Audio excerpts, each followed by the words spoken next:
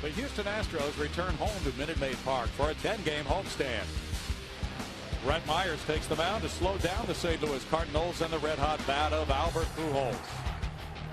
Central Division rivalry continues next on Fox Sports Houston.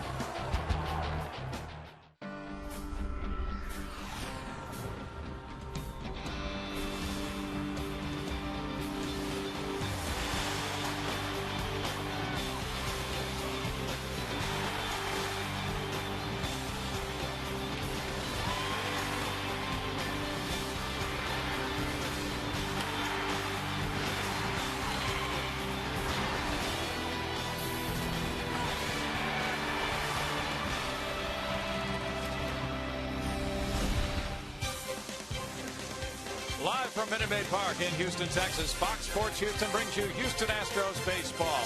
Tonight it's game one of a three-game series. The Houston Astros meeting the St. Louis Cardinals.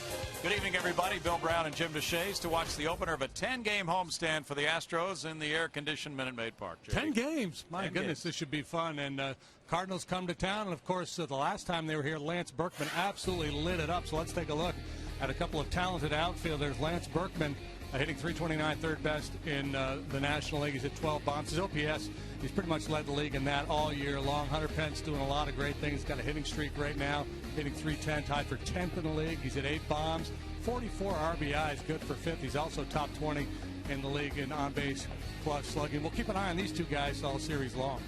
Well, coming up from Minute Maid Park, where the air conditioning is pumping, it's been another very warm day. Brett Myers and the Astros with Michael Bourne and Hunter Pence try to derail the Cardinals with Jake Westbrook in just a moment.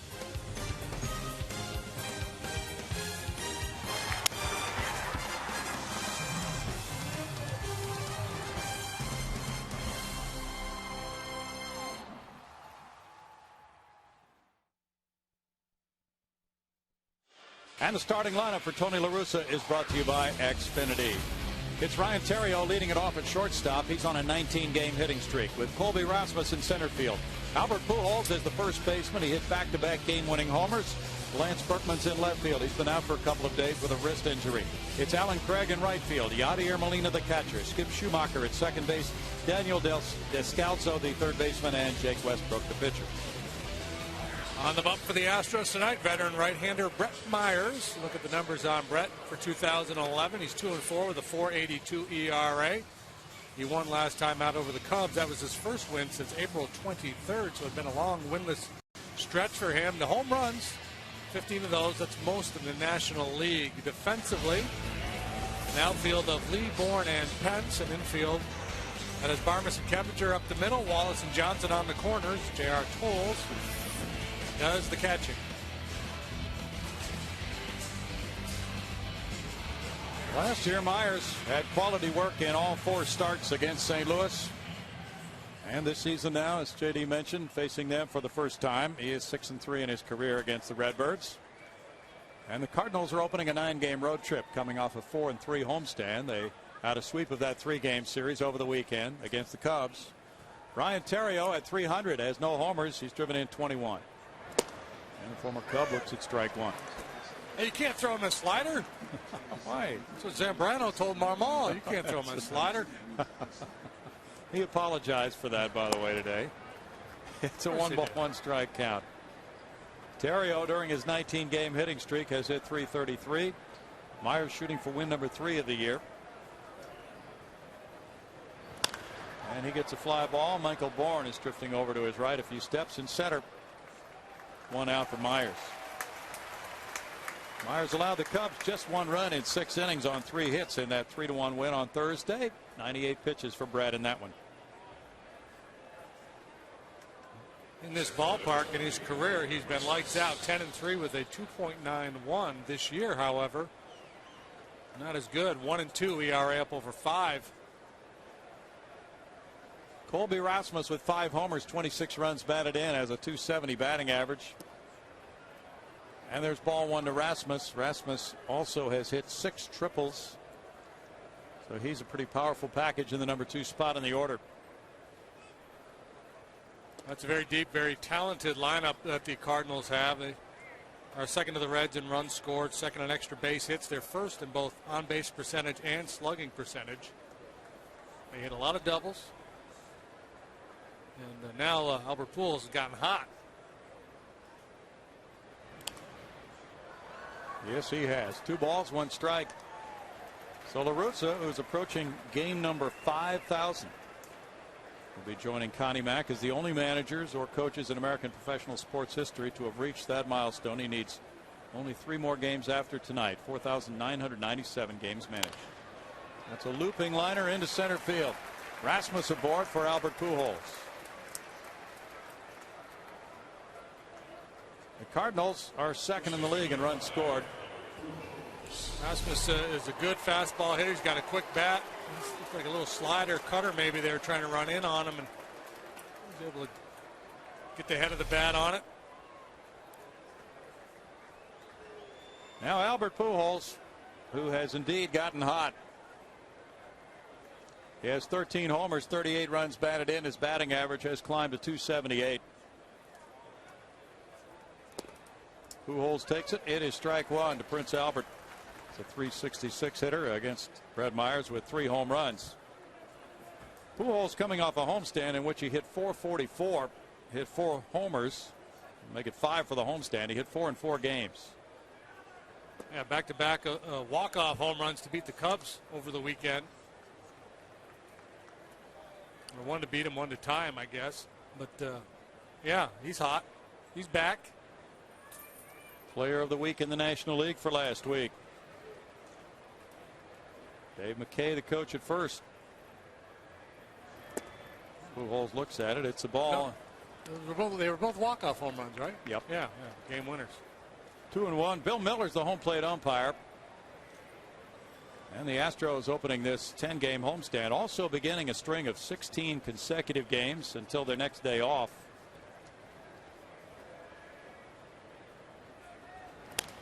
Pujols hits it in the air on the right side of the infield. Brett Wallace taking care of out number 2. I like that spot on Albert. I like that down and in fastball. He doesn't have a lot of holes, but that's one place where I've seen pitchers have success against Pujols in the past. And actually, they're trying to go away. The movement brings it back to the inner part of the plate. Now, nice round of applause for former Astro Lance Berkman, who's atop many of the Minute Maid Park career lists for categories like hits, doubles, triples, homers, runs batted in. He's the all-time leader in this ballpark's history since it opened in 2000. And he's at 329 now this season with 12 homers, 40 runs batted in. He has had very good at-bats against the Astros this year. He just came back from a wrist injury. And that wrist injury has slowed him down significantly. That batting average has taken a pretty good dip in recent weeks. But here's the play. Back in St. Louis in May. A nice sliding catch, diving catch. A cortisone shot in that wrist the other day. He drives this one deep to right center field. Hunter Pence takes a look at it. It's going on a long flight, and Lance Berkman has hit it out. A 2-run homer, number 13 of the season for Berkman. So the all-time leader in home runs in the history of Minute Maid Park adds to his lead. That's his 3rd long ball against the Astros this season. In the series here in late April, he was 8 for 14 with 2 homers and drove in 7. A little backdoor slider. And he put a real nice swing on it. He had come into this game without great success against Myers, with just 3 out of 18 against him.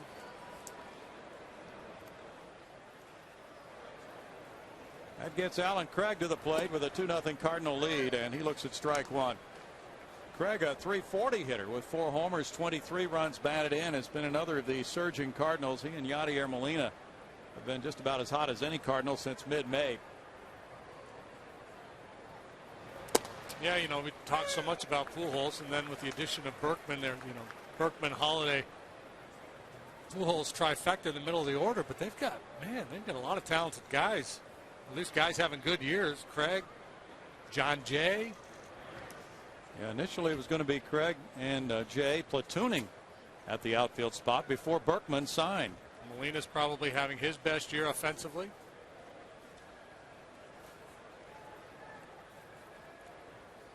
Craig hit a pinch homer off Tim Lincecum. A go-ahead 2-run homer in the 7th inning last Wednesday. That was the first pinch homer Lincecum has allowed in his career. Craig is down on strikes, but the Cardinals move in front with 2 runs on 2 hits. Berkman going deep to give him 42 runs batted in. This is brought to you by Xfinity. It's Michael Bourne in center field. Clint Barmas at shortstop. Hunter Pence with the long hitting streak in right field. Carlos Lee in left. Jeff Keppinger at second. Brett Wallace at first. Chris Johnson batting 7th at third base, followed by J.R. Tolles the catcher and Brett Myers the pitcher. Another veteran right-hander, and it's Jake Westbrook for the Cardinals tonight. Our first look at him in 2011. He's made 12 starts. He's got 5 wins, 3 losses, a 5.15 ERA. You saw the strikeout numbers there, just 35 of those in 64 innings. He's a ground ball machine. Michael Bourne looks at one for ball 1. 7-game hitting streak for Michael. 274 average, 1 homer. He's driven in 20. It's a 1-ball, 1-strike count for Westbrook. Starting the night with that ERA of 5.15. He's had some good games, and then he has suffered in others. Yeah, I was looking at his game log earlier today, and he's actually, to me, he's pitched better than that 5.15 ERA. He's had a couple ugly ones, but for the most part, he's gone out there and done pretty well, kept his club in the game. And with this offense, you don't have to be all that good to win. I mean, the way they score runs. And they do score runs. Cardinals are averaging just under 5 runs per game. Bourne shoots one in the hole. Ryan Theriot gets in front of it. Snap throw off to Pujols on 1 bounce. And he digs it out on the backhand side for a good play by Pujols. 1 out.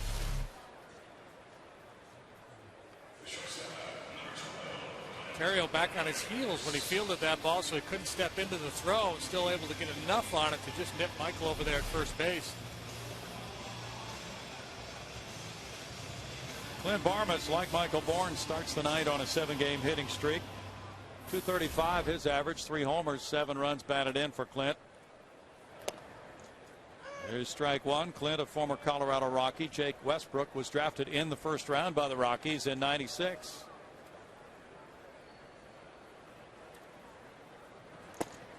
Westbrook comes up and in with ball 1. He's from Athens, Georgia.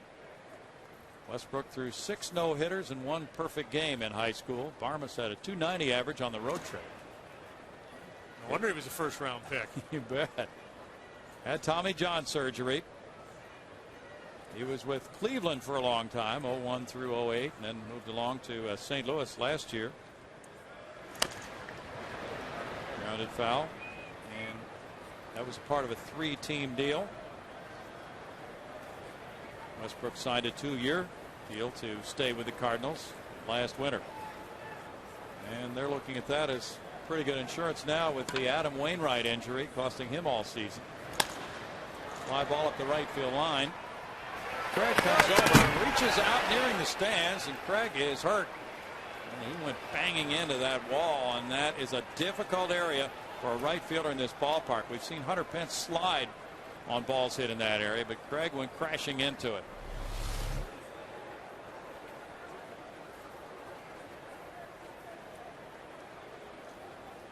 Reaching for his right knee. Also hit that pole. Ball slicing away from him, and this is a very tough thing for Alan Craig. Didn't quite get there. And then putting on the brakes was the problem. You can see that right knee. Yeah, I don't know if it's so much the collision or maybe he twisted it a little bit. Hard to say. There's the Barry Weinberg, the longtime trainer, out there with him. Well, Tony La Russa was a DEFCON 9 for outfielders on Sunday with Lance Berkman out of the lineup. He had to play Skip Schumacher in the outfield in that game. Colby Rasmus sat that one out. He needed a day off, so now Craig is limping off the field. Yeah, the Cardinals had to deal with a lot of injuries this year. They've been able to play quite well despite that. And it started with Wainwright in spring training, and it just continued. Yeah, that knee was flexed as he went into that fence. And we've seen Hunter make a couple of spectacular sliding plays, but that's a difficult play to make as well. And then, of course, it's just hard to apply the brakes the way Craig went into that wall.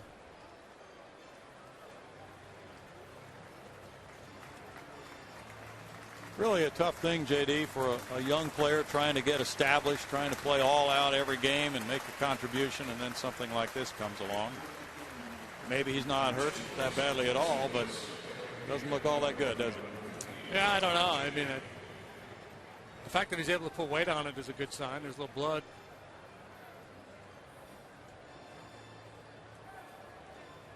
Craig, 26 years old, had 114 at-bats last year in his first exposure to Major League Baseball.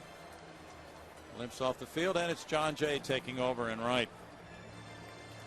Cardinals certainly, in Jay, are bringing a very hot player off the bench. Jay's on a 6-game hitting streak, and he has been stinging the ball lately. Yeah, and remember in Chicago, Soriano got hurt, and they stuck Blake DeWitt in the outfield. I think he got 3 hits. True. That might not be as bad for La Russa as it looks at the moment. Meanwhile, back to Barmas and a 2-2 count.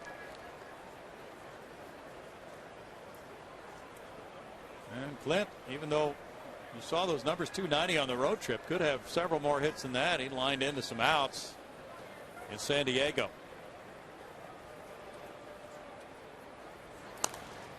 Fouls that one away. Still 2-2 with Hunter Pence on deck. Well, Westbrook, a good fit, you know, for the philosophy of Dave Duncan, the longtime pitching coach of the Cardinals. He's all about bottom of the strike zone, a lot of sinkers, trying to get as many ground balls as possible. There is one. Terrio. 2 outs. Ricky Horton, who does TV for the Cardinals now, was telling us earlier that Westbrook had to start in Colorado where he didn't allow a ball out of the infield. That's a good place to have the ground ball working. Now it's Hunter Pence on a 17-game hitting streak. Longest of his career. Batting average has climbed to .310. That's 10th in the league. He has 8 homers, 44 runs batted in, ranking 5th in the National League for Hunter.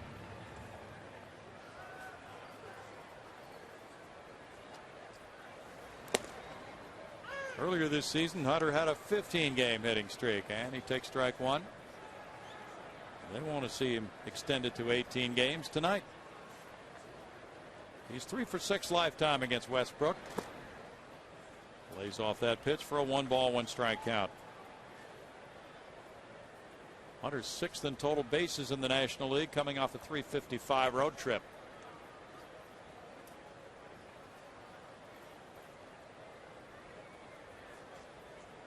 Terrio's 19-game streak is the longest active streak going, and Hunter right behind him. 1 ball, 2 strikes.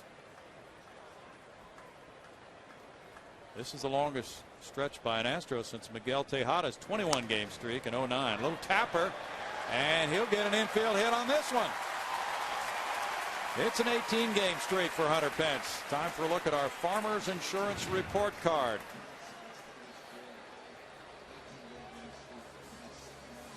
Terrio with that 19-game streak, and Hunter have the 2 longest active streaks in baseball. And he's aboard for Carlos Lee.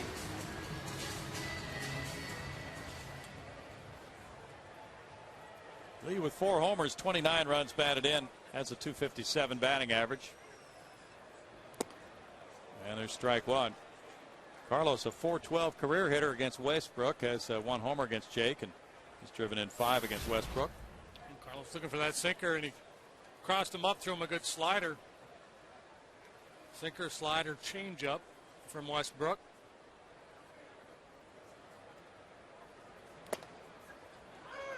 It's 0-2.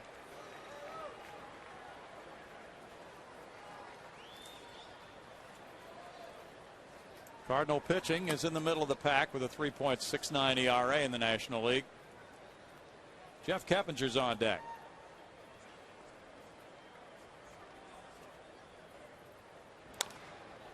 Fouled away. Cardinals have hit .327 in 5 games against the Astros this season.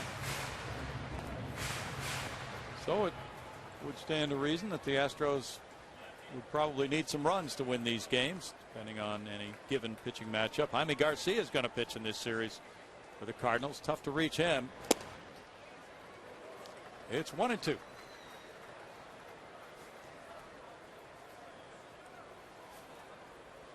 Westbrook has not done nearly as well when he gets extra rest.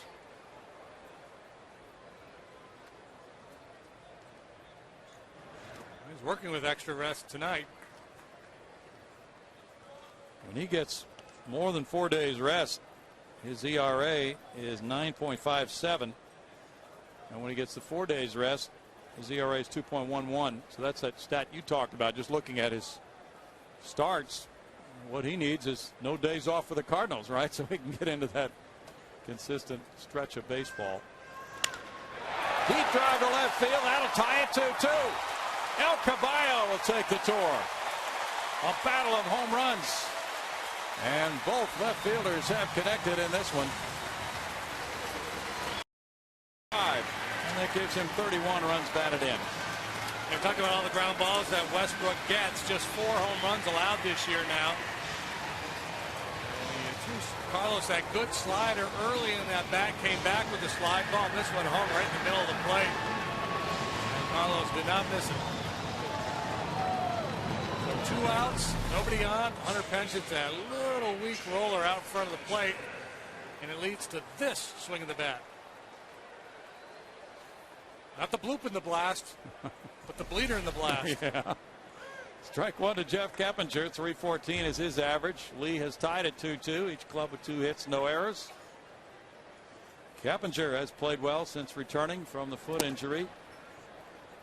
And it's a 1-ball, 1-strike count. He said the foot is not bothering him at all. Said he had enough time in Florida and then on the minor league rehab assignments to get back into a very good situation.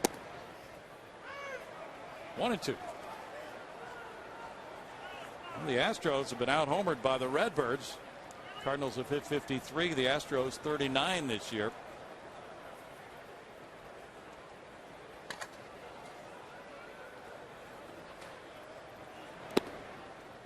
It's 2-2 with Brett Wallace on deck.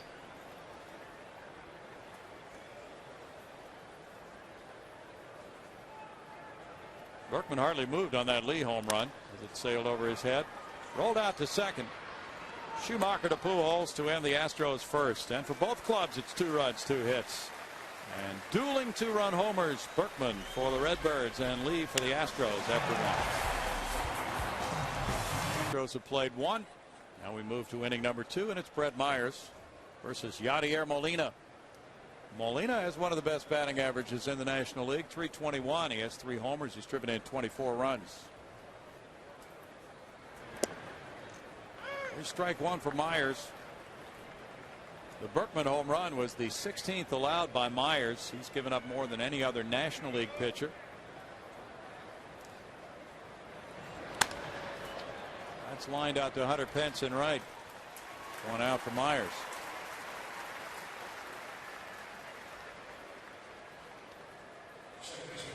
Skip Schumacher follows. Schumacher, the second baseman, not really hitting his stride offensively here. He went 4 for 21 on the Cardinal homestand. 211 is his average with 1 homer and 10 runs batted in. He missed 34 games on the disabled list with a tricep strain this year.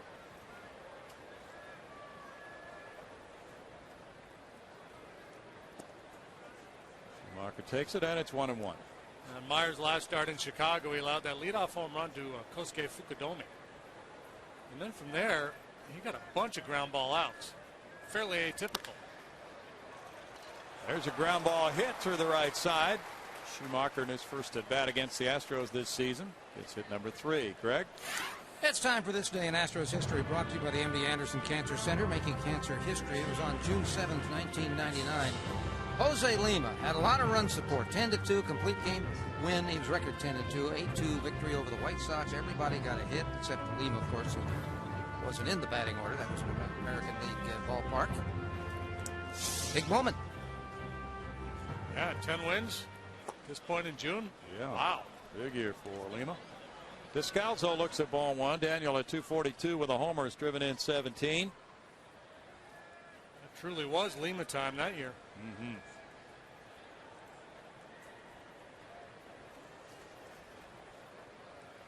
Believe it.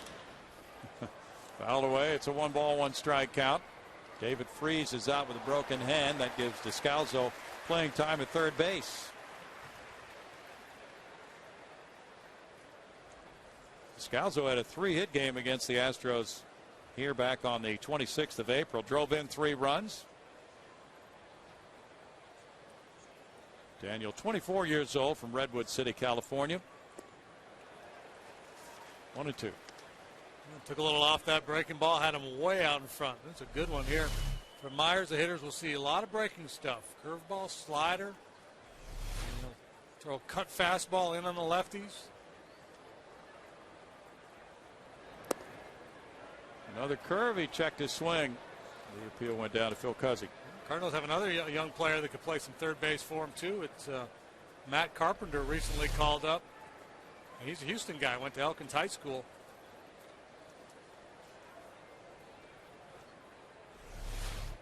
Yeah, his father used to coach there. Swing and a miss at a curve, and it's strikeout number 2 for Myers. Westbrook will be next.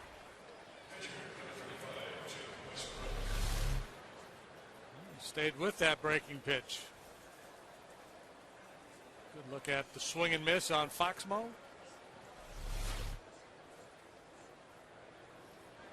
Westbrook looked at a pitch outside. J.R. Tolles lunging for that one. Ball 1. Westbrook with 2 hits and 19 at bats, has 1 RBI.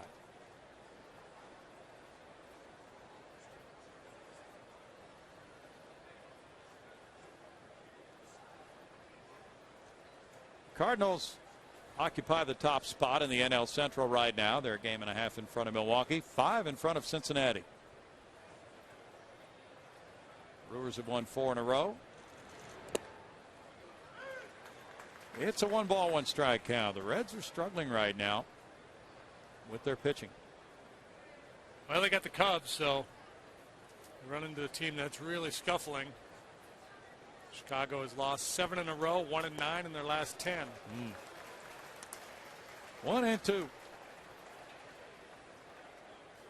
Myers and Westbrook squared off in St. Louis last August 2nd.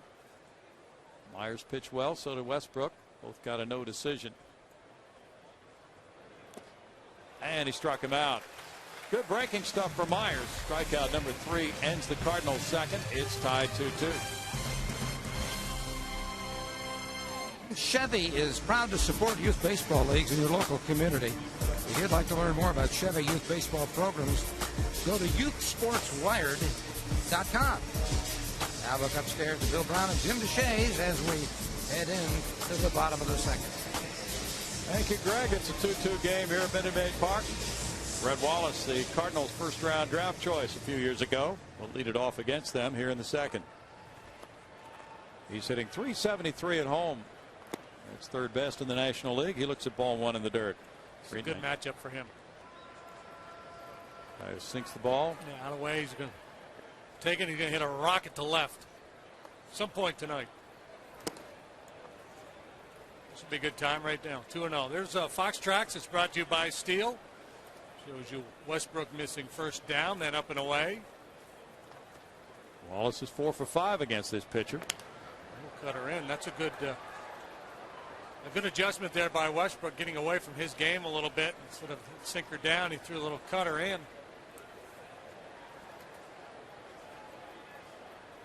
Red Wallace, the 13th player drafted in the 08 draft by St. Louis. Typical of a high average hitter, hits the ball all over the ballpark. Most notable exception, the great Ted Williams, pretty much a pull hitter.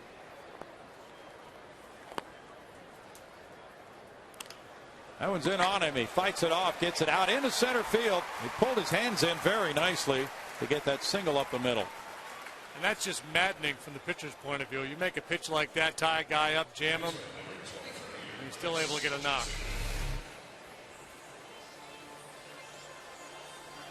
Yeah, they seem to have a good plan. But Brett was able to get that hit anyway. Yeah, you know, a little bit easier when the ball was down. You know, you pull the hands in and drop the head of the bat a little bit easier to get the barrel there than the one that's up and in. Still a good pitch and a nice job of hitting. Chris Johnson looks at a low one, ball one. 222 is his average. With 6 homers, he's driven in 27 runs. Westbrook got the win last time out. He's won his last 3 starts.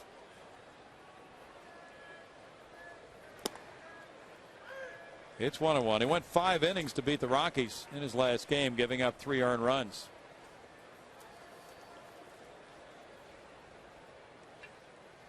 Situation here where you're vulnerable to the ground ball double play. You don't have a base stealer on base.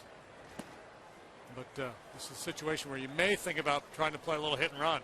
He does not get a lot of swings and misses. He's not a strikeout pitcher, so you feel pretty confident you can put him in play. So it wouldn't be a bad idea to start Wallace and just turn CJ loose here. Foul ball. 2-2. Red Sox lead the Yankees 4-1 at Yankee Stadium there in the 3rd inning. Jonathan Papelbon is appealing his suspension so he can pitch in that series.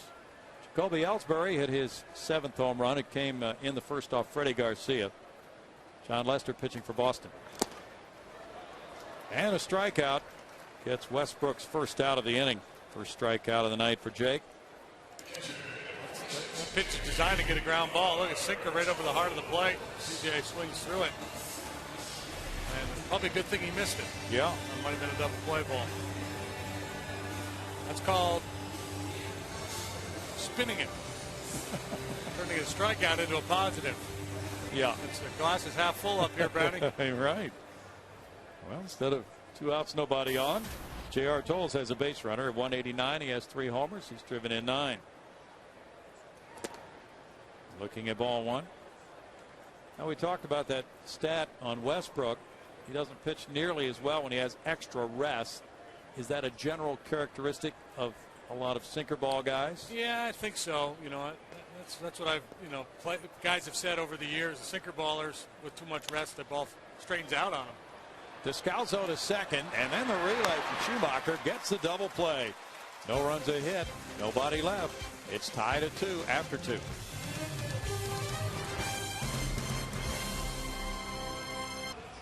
George Costanza was a hand model. Brownie's a lapel model. Right. And can have a lapel model. Ryan Theriot leads it off in the 3rd inning.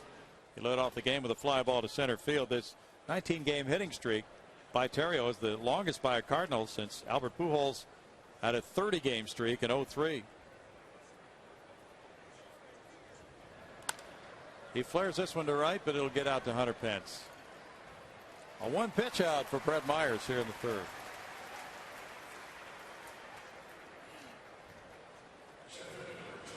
Colby Rasmus single to center field, rode home on the 2-run homer by Berkman in the 1st inning.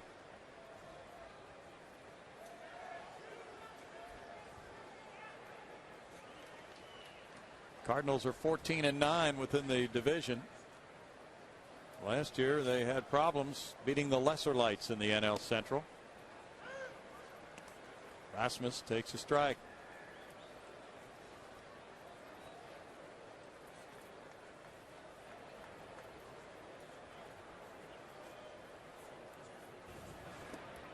And in the dirt, he started the swing, and on appeal he checked it. Cardinals finished 5 games out of first last year, winning 86, losing 76. Kyle McClellan is on the disabled list for them right now. Lance Lynn will start here Thursday night in his spot. But they've used only the 6 different starters this year.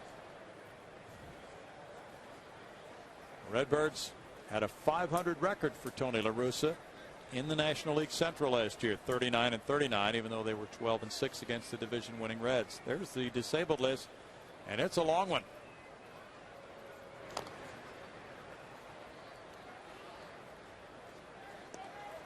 Including La Russa himself has been sidelined by a case of the shingles, and Very painful situation for a time for him, but he finally was talked into going to the Mayo Clinic when they were in Phoenix, and it was diagnosed. 1-2 to Rasmus. Russo has managed his team to 8 different division titles, 2 pennants, and a World Series in his managerial career. It's pretty impressive what they've done this year, given the injuries, especially the one to Wainwright, and the fact that Chris Carpenter hasn't been particularly good so far this year. Blocked there by Wallace. He got his body in front of it. That was the key to out number 2. He had time then to recover. Yeah, they've done very well considering all those injuries. Sharply hit ball. All you got to do is knock it down, and you know you're going to have plenty of time to make the play.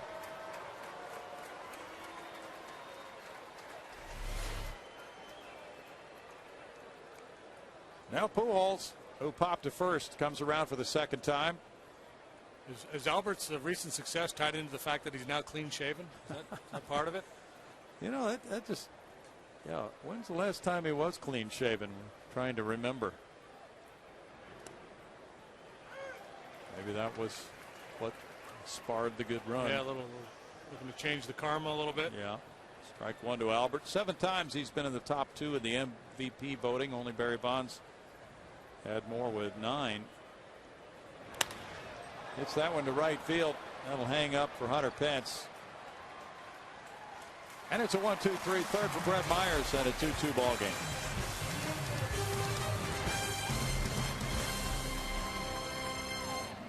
And by Steel. For dependable trimmers and lightweight blowers, visit SteelDealers.com. Brett Myers leading it off here in a 2-2 game. Takes ball 1 in the bottom of the third. He has 4 hits and 22 at bats. And now it's a 1-ball, 1-strike count for Jake Westbrook.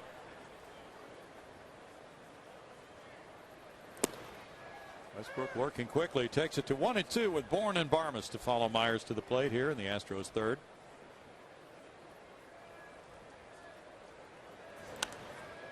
He has a quick tempo. There's another foul ball back and out of play.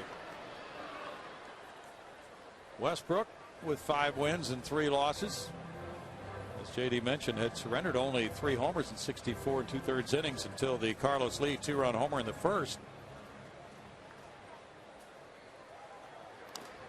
Cardinals have featured a lot of pitch to contact arms the last few years, with the pitching coach Dave Duncan preaching that theory.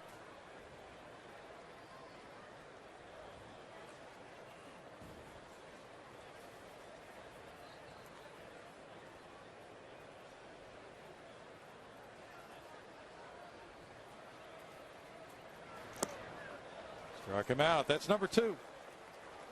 We go to Patty Smith. Well, guys, Texas A&M Aggie Night is this Friday when the Astros host the Braves at 7:05. The first 1,000 fans to purchase tickets at Astros.com/Aggie will receive a unique maroon Astros cap. Visit Astros.com/Aggie tonight to purchase this special ticket offer. Bill? Thanks, Patty. There's one out. Now it's Michael Bourne, who tapped out the shortstop earlier. Looking at ball 1.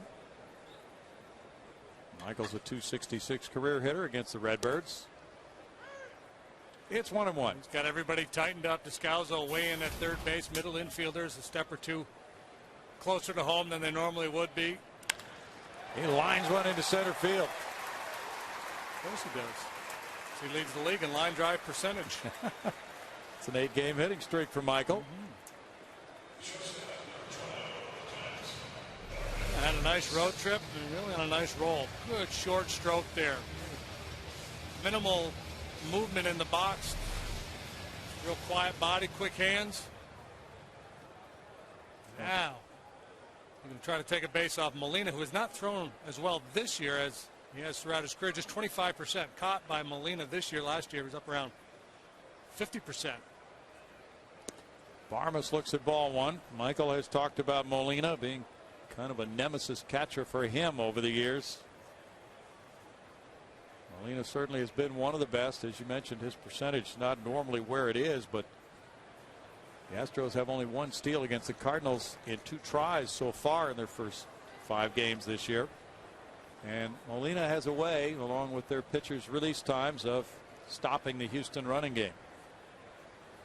Astros have the best percentage in the majors, 88%. They're 50 of 57 in stealing bases. They work very hard on the running game, as you see Westbrook is doing right now.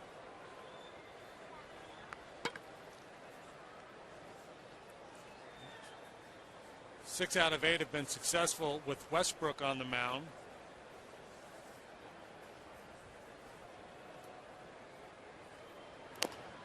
And again, because he gets so many ground balls, the stolen base almost becomes a preventative action to stay out of the double play.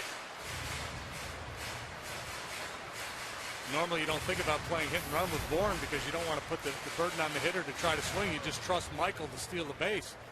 But if he doesn't feel like he can get a jump off Westbrook, doesn't feel comfortable trying to get this bag, you might play a little hit and run. Strike to Barmas. It's 1-2.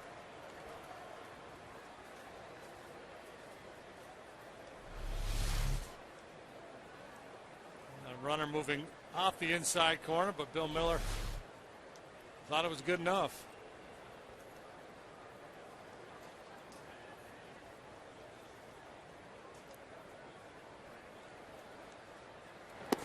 Barmas looks at it. Now it's a 2-ball, 2-strike count with Hunter Pence on deck.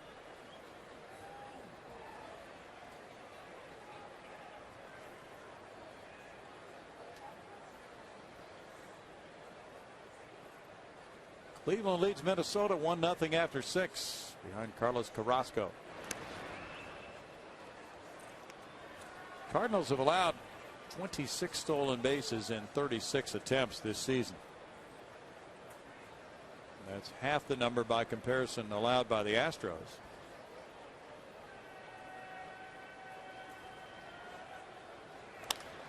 Fly ball to right. John Jay waiting.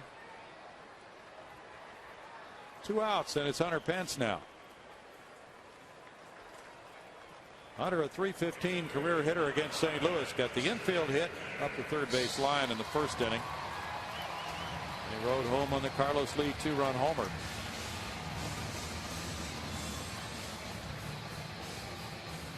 Hunter's had 166 hits since the All-Star break last year. That leads the majors.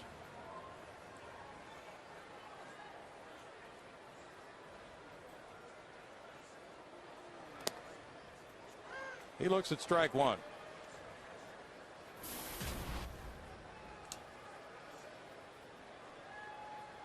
Mike Barnett likes that stat that the Astros lead the majors in opposite field hits. He thinks that speaks well to their approach and their execution of that approach. Yeah, we talk a lot about it. There's no more value in an opposite field hit than there is in a base that you pull, but it speaks to the approach. And if you're hitting the ball the other way, you're seeing the ball a little better, you're less likely to be out in front of off-speed stuff.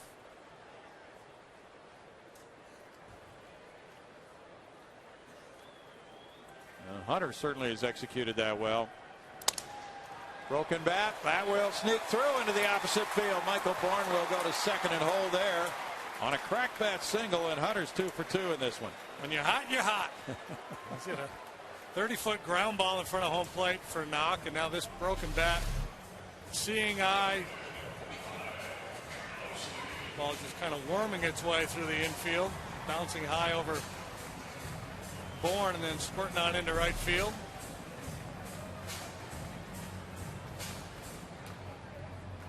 That's 5 hits for the Astros, and it's Carlos Lee batting.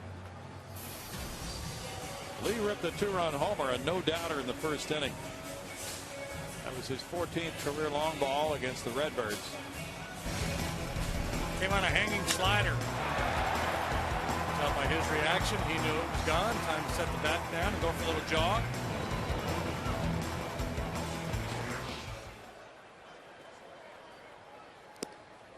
Now there's ball 1 to El Caballo. Keppinger's on deck. Carlos now has hit safely in 11 of 13 games, hitting well over 300 in those. It's 1-1.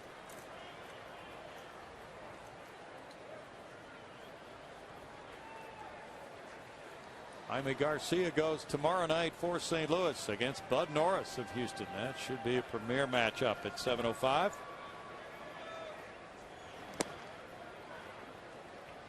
Two balls and a strike. A little show me inside fastball there after starting him with 2 away. Staying away from the breaking pitch so far in this sequence. Lance Lynn and Jay Happ Thursday night. Wants no part of Carlos right now, but really relish the idea of facing Keppinger with the bases loaded. Certainly not as dangerous as Carlos, but a very good hitter. Westbrook working hard with 60 pitches so far. That's a ball, and he walks, and the bases are loaded for Keppinger. Westbrook doing a good long look in there at Bill Miller, the home plate umpire, very similar to the pitch that was called a strike earlier in that at bat. Yeah. Little two-seamer running back to the outside corner. That time he did not get the call. Interesting, boy. You know, he hit the home run on the slider, and Westbrook just completely eliminated the breaking ball in that sequence. Now bases loaded for Keppinger, who grounded out the second earlier. Kind of makes it easy for the hitter if he knows, well, I hit a home run on the slider, so he's not going to throw me one of those again. Yes, it does. Strike to Keppinger. Against a guy like Westbrook, you go in him in a bat thinking, all right, I got to get him to elevate. I don't want to chase that thing down around my knees with that downward movement because I'm going to beat it into the ground.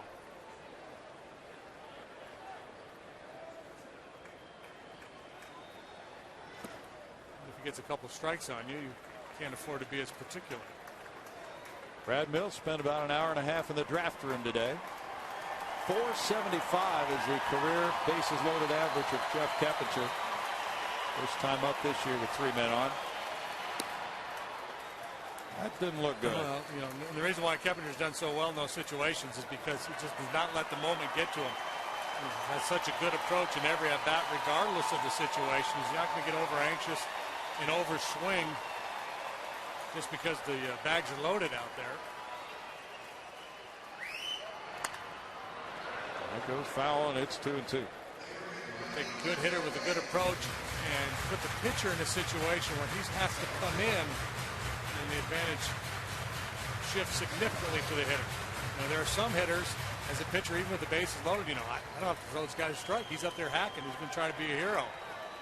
And Keppinger, you feel like, well, I'm going to have to come in sooner or later. He's not going to chase many balls out of the strike zone. He flares that one foul.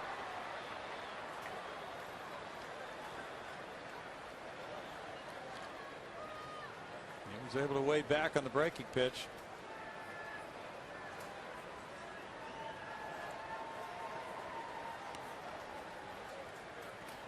Wallace is on deck.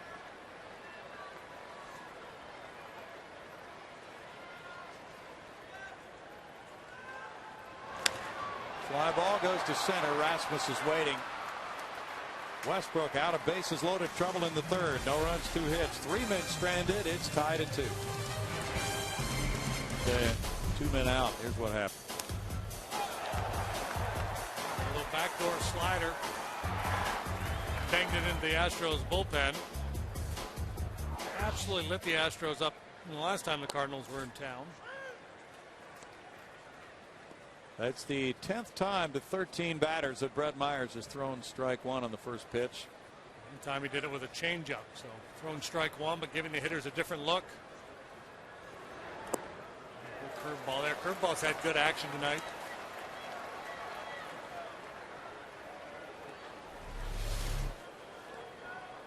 Tight rotation.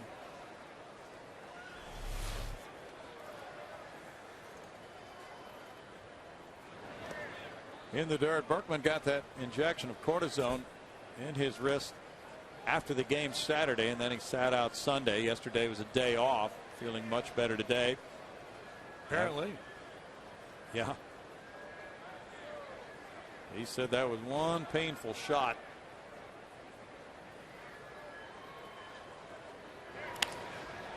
Out towards second, backhanded. Keppinger can't get rid of it, and it's out at first anyway. Oh, boy. James Hoy really aggravated Berkman with that out call.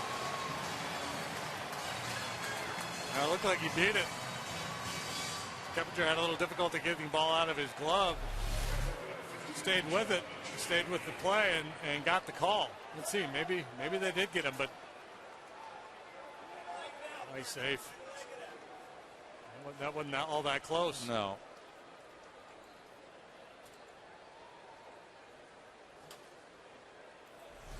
One out, and here's John Jay. Puts one in the air toward the left field line. Carlos Lee coming over. Retires him on one pitch. James Hoy right there in good position to make the call. Boom, on the bag.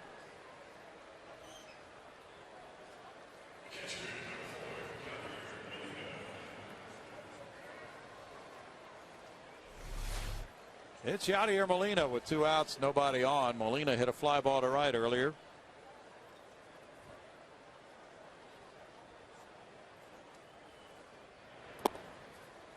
Ball 1 to him. That goes against the trend. Brett Myers throwing strike 1.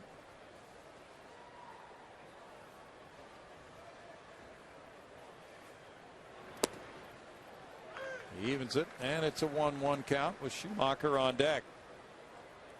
Molina will turn 29 in mid-July. One of the best catchers in the game. He threw out 41% last year. 2 balls and a strike. He drove in 62 runs last year as well. And that's his high for runs batted in a season.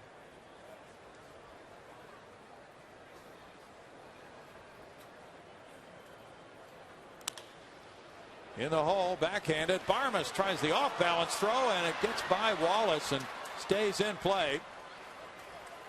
Barmas was deep in the hole. The throw sailed on him, and Wallace came off the bag up the line, but unable to stop that. It's an infield hit for Molina. And Barmas played a very solid shortstop so far for the Astros. Opted to try to make that off-balance throw as opposed to trying to set his feet and then put a little more on the throw. Obviously, it would have taken a little more time to get the feet set, and either way, it would have been a very difficult play to convert. Skip Schumacher's the batter. Rolls over on one, and there's strike 1 to Schumacher, who singled to right in the second inning. Molina the runner. Schumacher from Torrance, California. Played football and baseball in high school. Went on to UC Santa Barbara. 5th round pick of the Redbirds in 01.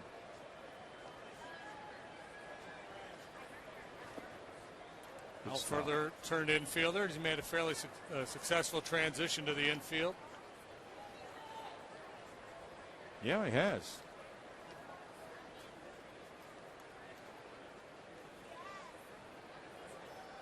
Hasn't made an error yet this year in 27 games.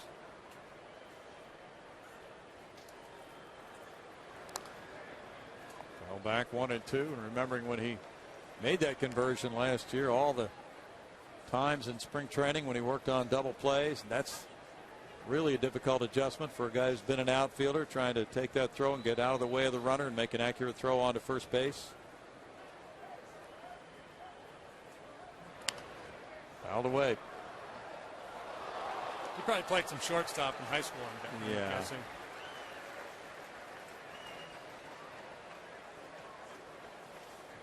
Got a release on the Astros draft. But at this point, there are many unrecognizable names through round 30 today. A lot of talk today, of course, about the first round pick, George Springer of Connecticut. Runner takes off. There's a bouncer. Barmas went to cover, and the ball trickles behind him into left field. And Molina will go to third. So on a 1-2 count, Molina was in motion, and Schumacher delivered in the Cardinals' preferred spot. Interesting play here. Molina's trying to get the big jump, the Carlos Lee steal, where he's cheating on the pitcher, and then he hesitates. And then he figures, well, I've gone so far, I might as well keep on going to second base. And that draws Barmas over to cover and then open up that hole. Cardinals lead the majors in going first to third on singles. Our leaders of the game brought to you by United. Proud to fly the Houston Astros. And with runners in scoring position and 2 outs, 3 for 30 against Brett Myers. He's hoping that trend continues with Descalzo, the batter. He struck out earlier. Schumacher has not stolen a base yet this year. He's 0 for 1. Number 8 hitter at the plate.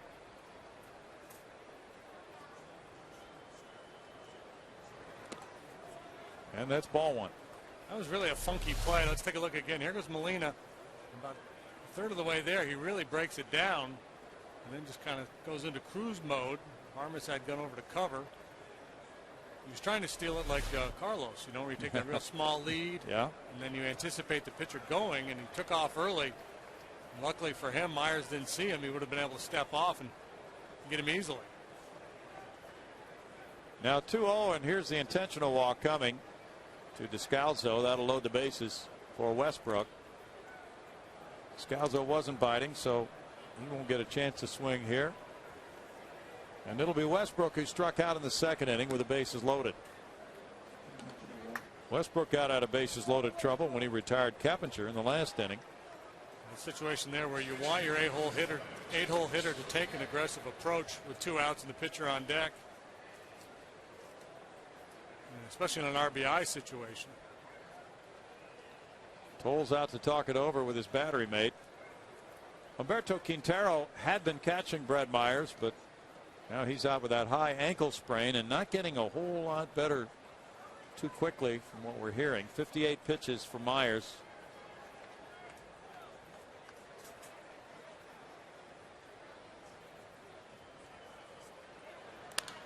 He smacks one into the gap in left center field. That'll score at least a couple. Michael Bourne picks it up on the backhand side. Jose Oquendo is going to send a scout, so the ball gets loose. And the Cardinals get 3 runners home on a double by Westbrook to lead 5-2.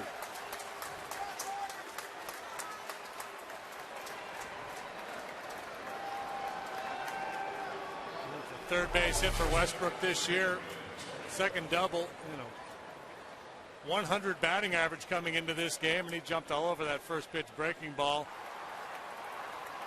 Astros has been burnt a number of times this year after the intentional walk, and you know, and in every instance, it's a solid strategy. You can understand exactly what Brad Mills is thinking. It just has come back to bite him.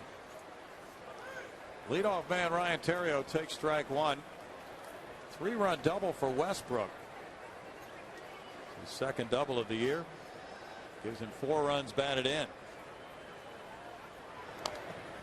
He just doubled his career RBI output in that swing of the bat. Of course, he spent all those years in the American League. Well, the way these bases loaded situations shook out was that a major determining factor in this 5-2 score. Westbrook got Keppinger with the bases loaded. Westbrook drove in all 3 when he had his opportunity. Little tap goes foul. Still no balls, 2 strikes. Arizona leads 4-3 at Pittsburgh after 6. Kelly Johnson hit his 12th homer. Juan Miranda, number 6. Kevin Correa touched up for 8 hits and 4 earned runs in 5 innings. Daniel Hudson is on the hill for the D-backs. Interesting, because we just shown that graphic about Myers with runners in scoring position, and that's kind of been his story, not just this year but last. Very tough in those situations. 1-2. 2 outs, nobody on. Infield single Molina, and then that little through the whole base hit by Schumacher with Molina on the move. That's strike 3.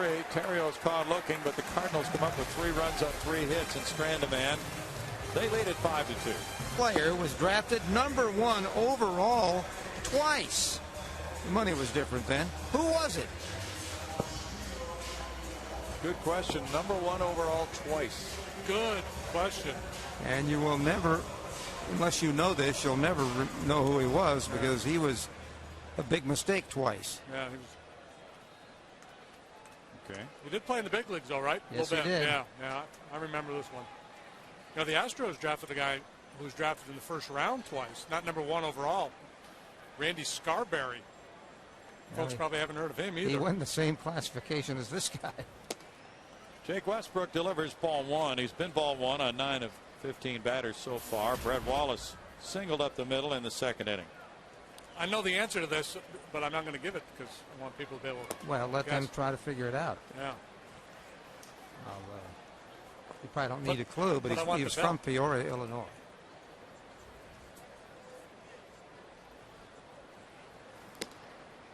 Now it's 3-0 to Wallace from Westbrook, who just gave himself the 3-run lead. Now has fallen behind this leadoff man in the 4th inning. He's all hitting no pitch. And he walked him on 4 straight. Second walk of the game for Westbrook. How ironical. Chris Johnson, who struck out in the second, will follow.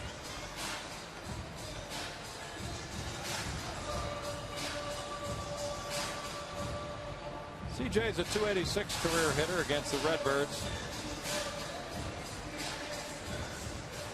First of a 3-game series here. Atlanta's in for 4 starting Friday through Monday. And then the Pittsburgh Pirates are the 3rd team to visit Minute Maid Park on this homestand. Strike to Johnson. Danny Goodwin. Danny Goodwin.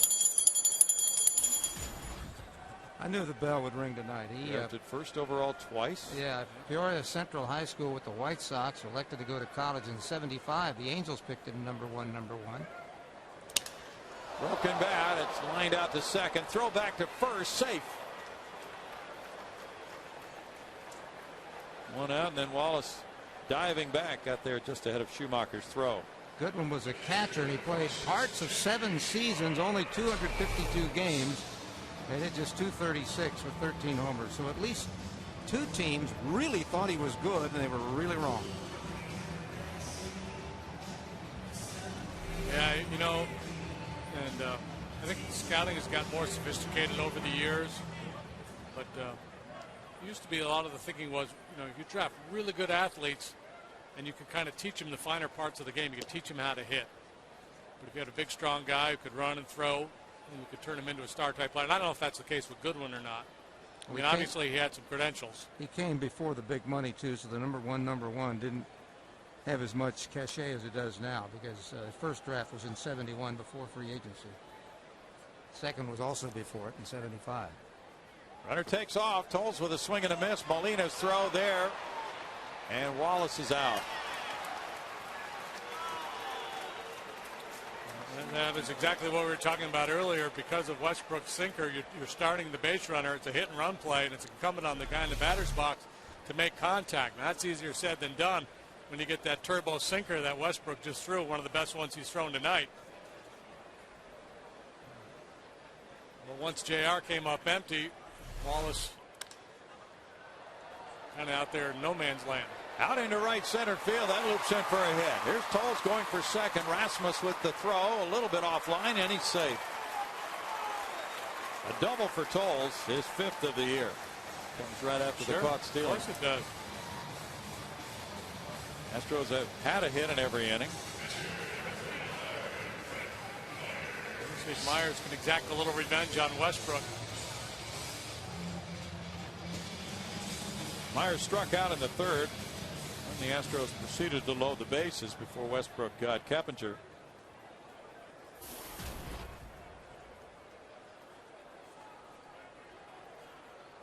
And Brad Mills was talking about the San Diego sweep of Houston over the weekend. And he threw out a stat that he had handy. The Astros were 6 for 42 with runners in scoring position in that series. But that's been against the trend that they've set for the season. They've hit well. 1-1. Yeah, and a lot of times it depends on who's getting those at bats. True. Are the opportunities coming for the guys in the middle of your order, or are they for the 8 and 9 spots? Chopped slowly. Westbrook over. Throws him out. And it's no runs a hit, and the runner stranded. It's 5-2 Cardinals after 4.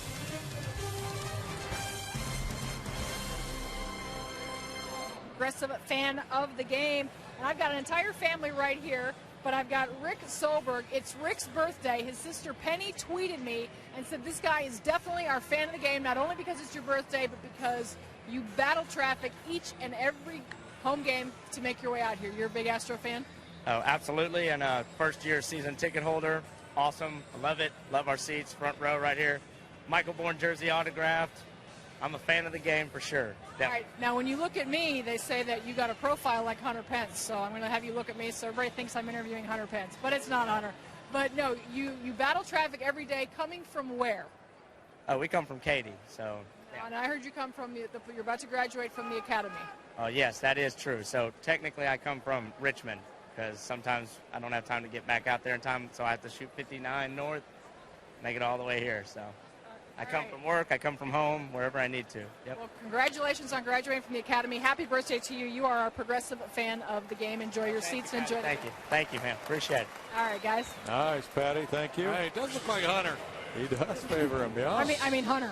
Thank you, Hunter. Yeah, get him in the lineup. It's beautiful. I was sitting down, too. That helps. If I was standing up, you'd know I'm 5'10". He's very tall sitting down, I got to tell you. And he's just so athletic sitting down, too. It's amazing. Yeah. Yes, that's awesome. I got that kind of energy, too. So I think that helps in the comparison. I'm all over the place at work, so same deal. I got to tell you, up close, he actually looks like Hunter Pence, too. He's got the little ears working, the whole bit. Hey, you know, I saw a thing where there's a Paul Gasol lookalike in L.A. He's getting like 10 grand to make appearances. Oh, nice. It could be his thing. Pujols rocks one to center field. Michael Bourne backing on it. Just about to the warning track after Rasmus lined out to left. 2 outs quickly here for Brett Myers. Big part of the yard. Puts away Pujols. Nice bounce back inning underway here for Myers if he can finish off Berkman. Myers has pitched 6 innings or more in 42 of the last 45 games. Berkman, with the homer in the first into the Astros bullpen, a 2-run shot, is 1 for 2. Then in the 4th inning, he was called out on a ball hit to Keppinger on a very contested play at first base with the James Hoy out call. And it's ball 1. Berkman traded last July, as you know. So was Roy Oswalt by the Astros. Roy's pitching tonight in Philadelphia on the losing end of a 4-1 game. Dodgers lead it, bottom of the 7th inning. And Roy is not hitting the win column very often this year. Has 3 wins. Tonight he gave up 8 hits, 4 runs in 6 innings. Do you know how many times he's pitched beyond 6 innings this year? No. 0. Really? Didn't know that at all. Phillies club that's struggled to score runs. It's tough to get wins when you don't stay in the game. True. Strike makes it 2-1.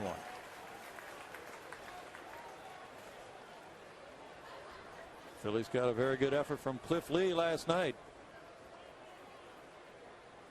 Atlanta leads 1-0 at Florida. They're in the bottom of the 7th inning. The Braves will be here over the weekend and through Monday night. 2 balls, 2 strikes. Alex Gonzalez hit his 6th homer. That was in the 4th inning for the Braves run. Marlins trying to do without Hanley Ramirez now for a time. He's on the disabled list. Back? Yeah. Yeah, it's been bothering him for quite some time. Yeah, he tried to play with it, and it finally got him. That's Hansen who started and went 6 tonight for Atlanta. And Hand, the rookie just called up from Florida, gave up 1 hit, 1 run in 6 innings in his debut tonight. See the reaction from Berkman after fouling off that curveball. He had a pitch to hit there, and just out in front of it a little bit.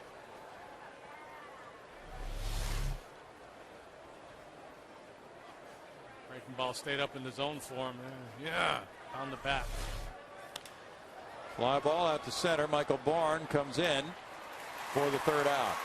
Myers has a 1-2-3 inning for the 2nd time, and it's 5-2 Redbirds. 2. Michael Bourne leading off, bottom of the 5th inning. Bourne single to center in the 3rd. He is 1 for 2. Barmas and Pence to follow Michael against Jake Westbrook here in the Astro 5th. And that is ball 1 upstairs. It's Detroit 4, Texas nothing. They've played 4 in Arlington. Rick Porcello doing the work for the Tigers, who've gotten hot finally for Jim Leyland, and they are now cutting into that lead in the AL Central. Cleveland's lead down to a 1.5 games. Out to Colby Rasmus in center. 1 out for Westbrook.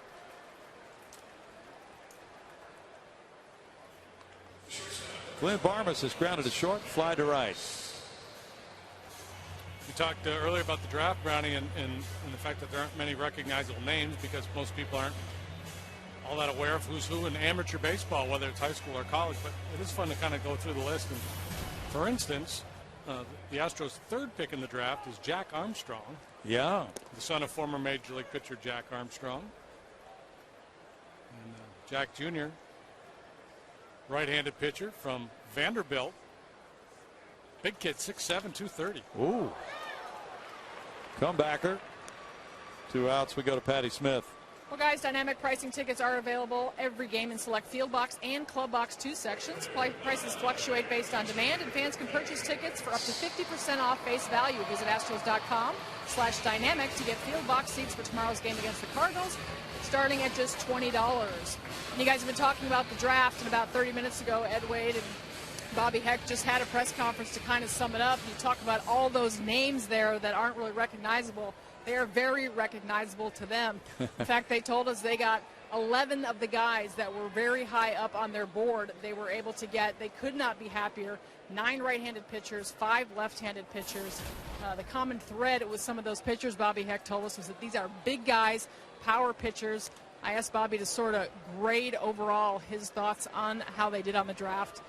He said a P for progress. Of course, you're not going to know what the results are till sometime down the road, but they couldn't be happier. These guys look very signable, and overall, these guys are walking away happy. Thanks, Patty, for that. And that was the depth in this year's draft, pitchers.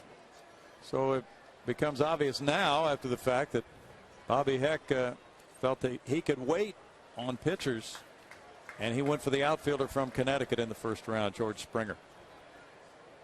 3-1, which is an interesting choice. He's been described as a 5-tool player, a Hunter Pence sort. And Hunter takes a 2-out walk. Third walk for Westbrook.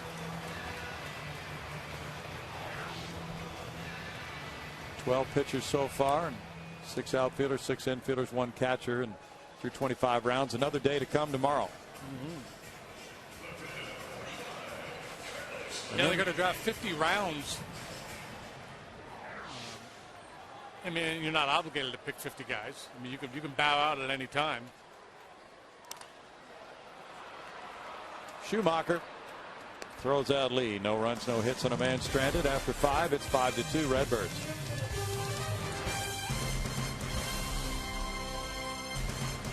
Cardinals 5, Astros 2. Inning number 6 begins with John Jay batting. Jay taking strike 1 from Brett Myers, who had a 1-2-3 fifth inning. Cardinals got a 2-run homer from Lance Berkman in the first, and then a 3-run double from Jake Westbrook. Rolled out to Keppinger's left. 1 out here in the 6th for Myers. Jay took over for the injured Alan Craig.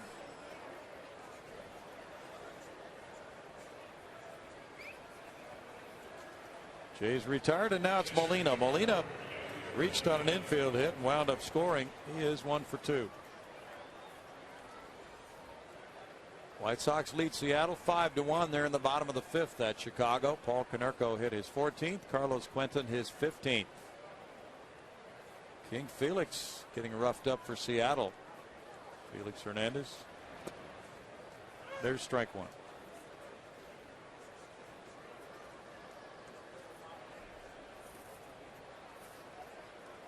King Felix doesn't get hit around very often. No, he does not. No balls, 2 strikes. It's going to be interesting to watch that Seattle club in the second half of the season. Mariners currently 2 games above 500. They're 2.5 behind first place Texas in the AL West. And they've been putting things together pretty well the last few weeks. I don't think I've ever seen a Seattle Mariners game on television that we didn't do. Well, that's true. We went out there in interleague play. But they're never, they're never on the game of the week or the Sunday night game or the whatever they call them. Yeah. Post Griffey. 2 balls, 2 strikes. Yeah, Griffey and Jay Buhner. Edgar. Yeah, some very good teams. Unit, that's right. 2 balls, 2 strikes. Schumacher's on deck. Myers has thrown 79 pitches. 54 have been strikes. Chris Johnson, short hop play. 2 outs.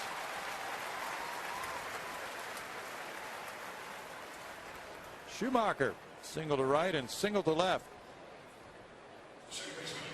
Tony La Russa's club leads the league in on-base average and slugging percentage. Also hits and total bases. And now with Pujols really hitting well. They're doing well without their slugging left fielder, Matt Holliday.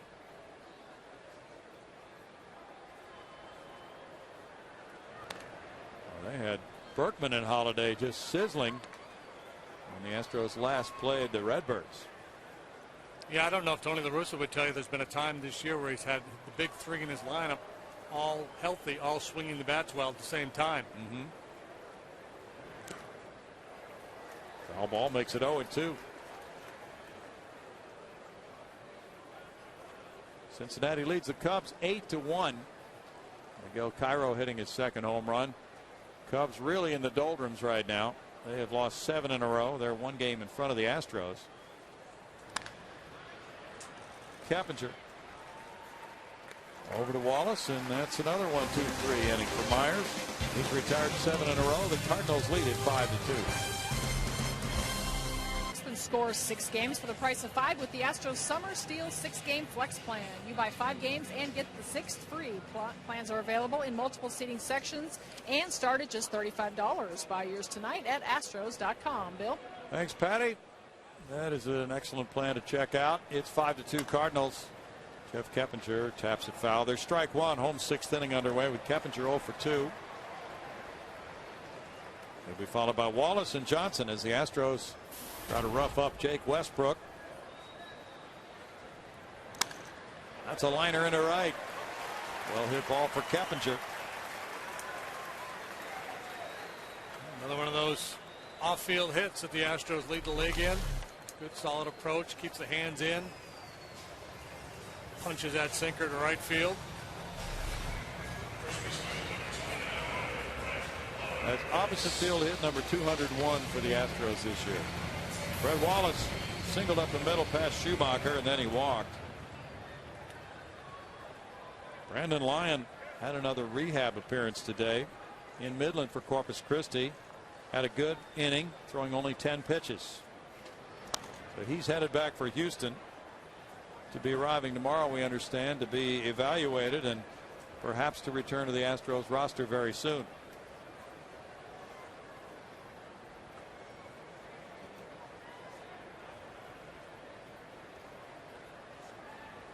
It's Toronto 6, Kansas City 2. There in the 5th at Kansas City. Adam Lind hit his 10th homer. Kyle Drabek shooting for the win. 0-2. Batista hasn't homered in a while. No, he hasn't. In about a week. Sergio Escalona is warming up for Houston. Swing and a miss by Wallace, and that's a strikeout for out number 1.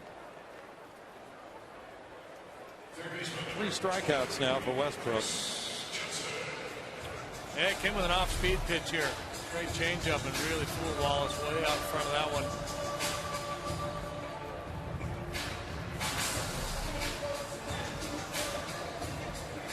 Chris Johnson is struck out and lined to second.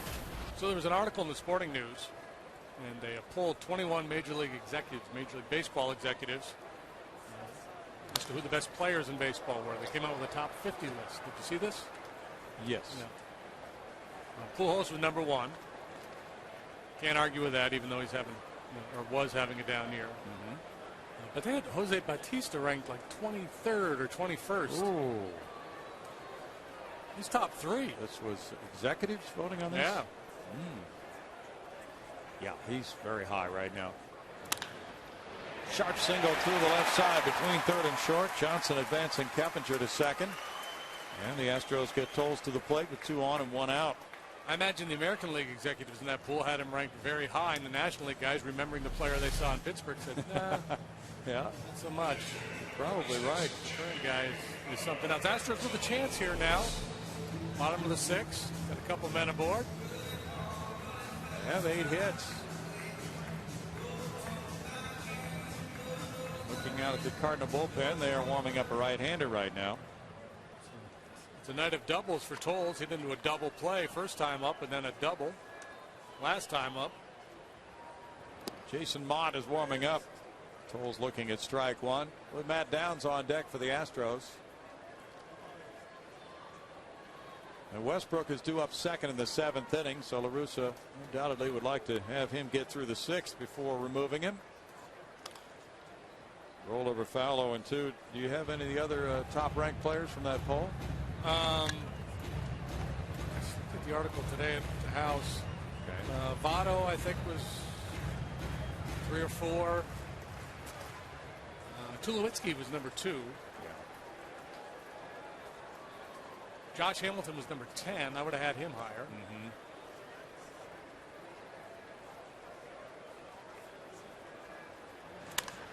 Ground ball, and it's a double play ball. But it's dropped.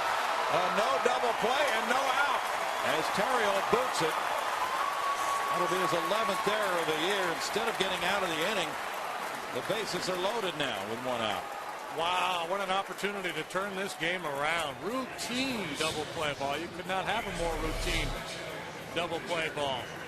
Hit with enough pace where there would have been no problem whatsoever turning 2. And I don't know if Terrio got distracted a little bit with the base runner, if he peeked. Or if he just flat out clanked it. Matt Downs will pinch hit now for Myers. Goes between the legs of Terrio. Myers leaves after 6 innings, allowing the Cardinals 6 hits, 5 runs. He had 1 walk and struck out 4. Retired the last 7 men he faced. Now La Russa's walking slowly out. He has Mott. It's as if he may call him in to put out the fire. And he will go to Jason Mott. This call to the bullpen presented by Verizon Wireless. We'll be right back.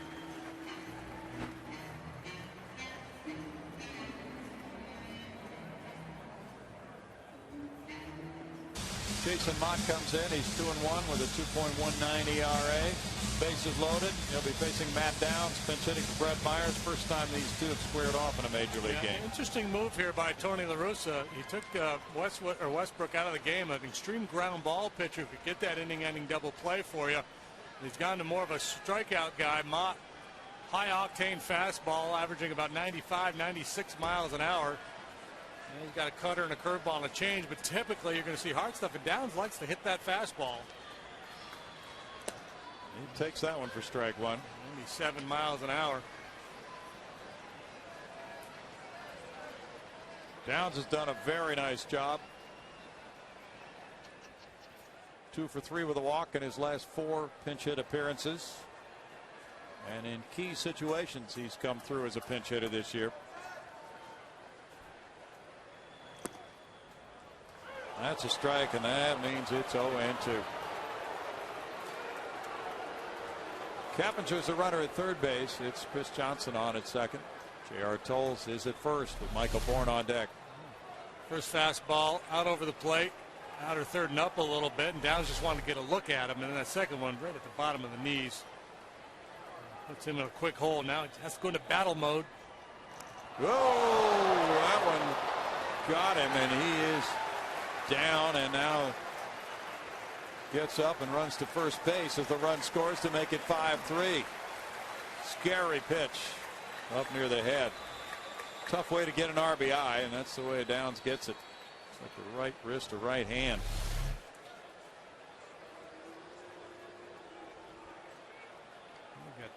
Looked like he got the top hand. Initially, I thought I got the bat.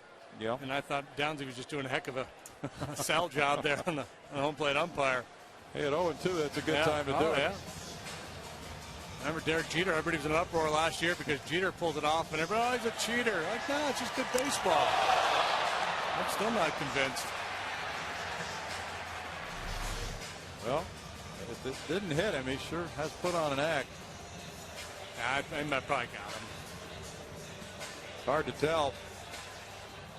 That's the second time he's been hit by a pitch this season. Now bases loaded for Michael Bourne. And it gets a little thicker here at 5-3 St. Louis. Yeah, right there you see on his knuckles. Yeah. I think he got him. Descalzo's even with the bag. Off the line at third for Michael Bourne. Fouls it back for strike one.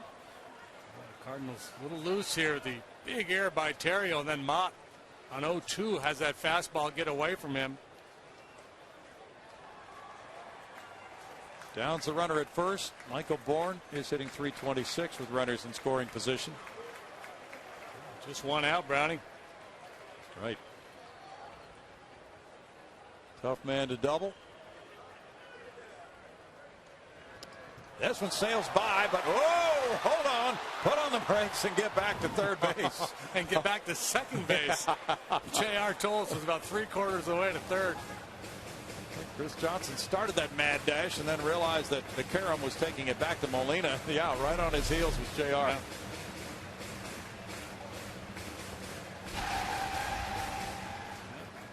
Start pumping those brakes, baby. There's some serious gear shifting there into reverse. There's the bruise on Downs' right hand that got him. Now it's 1-1. And Mott has shown a streak of wildness since he came in.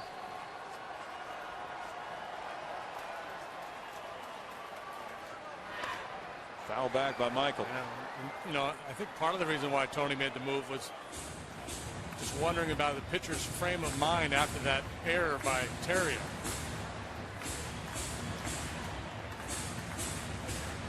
Thinks he's got an inning-ending double play. And goes right through the wickets. Maybe La Russa was thinking, all right, I'm just going to make a move now, get somebody out there who won't be dwelling on that. Fly ball will go fouling out of play.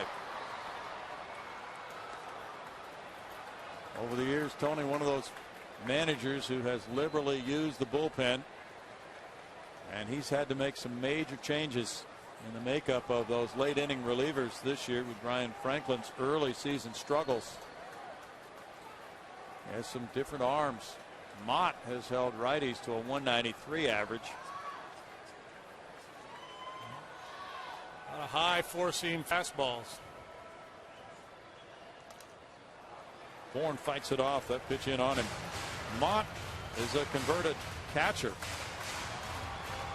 19th round draft choice in 03 from Port Huron, Michigan. Went to Iona College, 6 years in the minor league, converting to pitching, and coming up last year to play a key role, and the year before, in the St. Louis bullpen. Last year he struck out 54 in 52 innings while walking 18.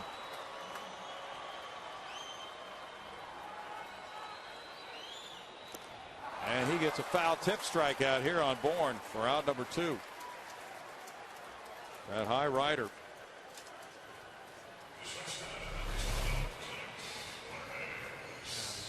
Just reaching back and humping that four-seam fastball up there in the general direction of home plate. He's not trying to paint corners or hit spots. He's just trying to over. And he dialed it up to 98 on that pitch. Now it's Clint Barmas. Barmas 0 for 3. Hunter Pence on deck.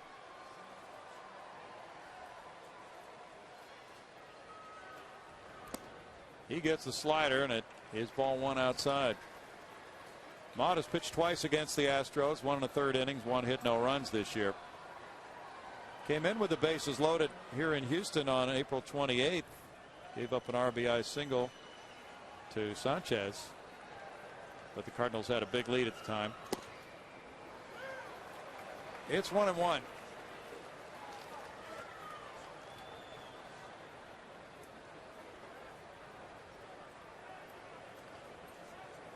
Cardinals have just about identical records, home and road. They are 18 and 13 on the road. It's a very good road record.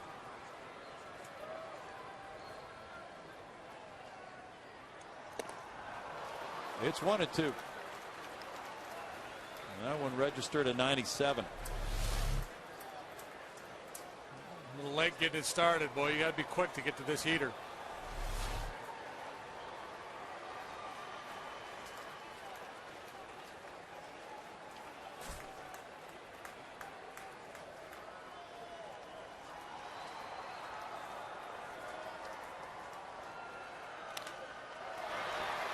glove by the third sucker, Descalso. He gets it to second, and then possession by Schumacher. There appeared to be maybe a little bobble there, but he got the out. And the Astros settle for 1 run and a 5-3 Cardinal lead. Berkman on a 1 hop. Jeff Keppinger, a little problem with the release. Got it over to Brett Wallace and got the out call, much to the dismay of Lance Berkman. Called by James Hoy. A nice play by Keppinger, but we took a couple looks at it. Looked like Lance was safe, but hey, sometimes you get them, sometimes you don't. Sometimes you're the windshield, sometimes you're the bug. Sergio Escalona comes out of the bullpen for Houston. He's pitcher number 2 tonight for Brad Mills. Sergio has worked 13 times, just 7 innings in those 13 appearances, but it's been pretty solid. 1-0, 2.57 ERA for the lefty from Venezuela. Descalso will lead it off. Tyler Green is on deck to pinch hit for the pitcher, Mott. Descalso struck out in the second. He walked and scored in the fourth through that intentional walk, and that one backfired on the Astros when Westbrook delivered a 3-run double. And there's strike 1 for Escalona. Escalona now appearing for the 7th time in the Astros' last 10 games. And Ario Del Rosario is warming up at the moment. That's a swing, and it's called by the home plate umpire, Bill Miller. 1-1 to Descalso. Cleveland beat Minnesota in Cleveland 1-0.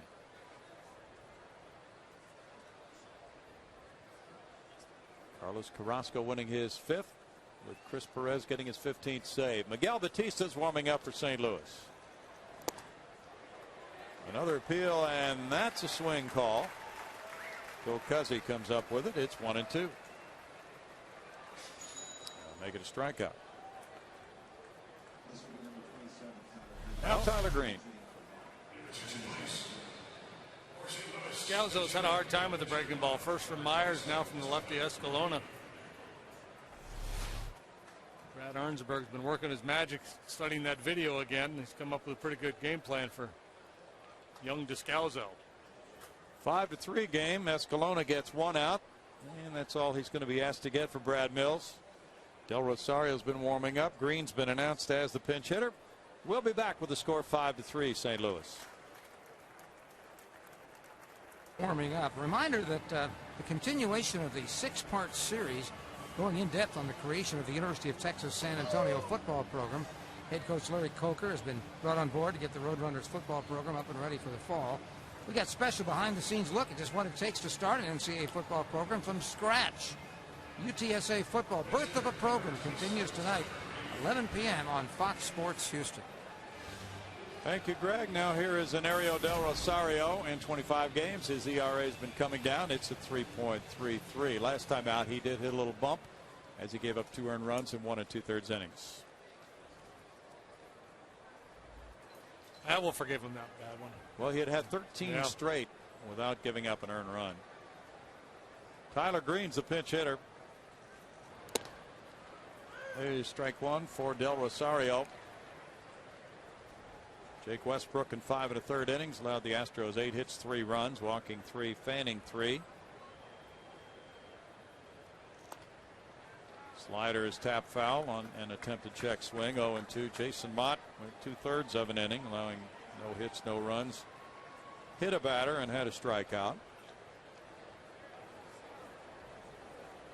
Terrio's on deck.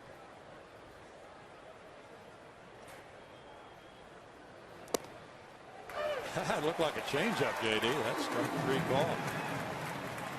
Yeah, I think he just took a little something off of his slider, got on top of it a little bit more and softened it up. We've seen too much of this from him, haven't we? And just curled it on that outside corner. Well, he likes to throw his sinker. Okay. That's his primary pitch, but you know the complementary pitch is the slider moving away. It did look like a slower slider. Yep, there it is.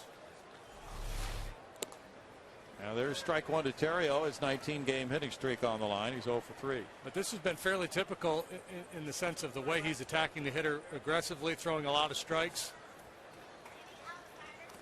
And he likes to get after it and not nibbling. Counting on that good movement to move the ball away from the barrel. Well, he certainly has been a big part of the bullpen's improvement here in the last 3 weeks.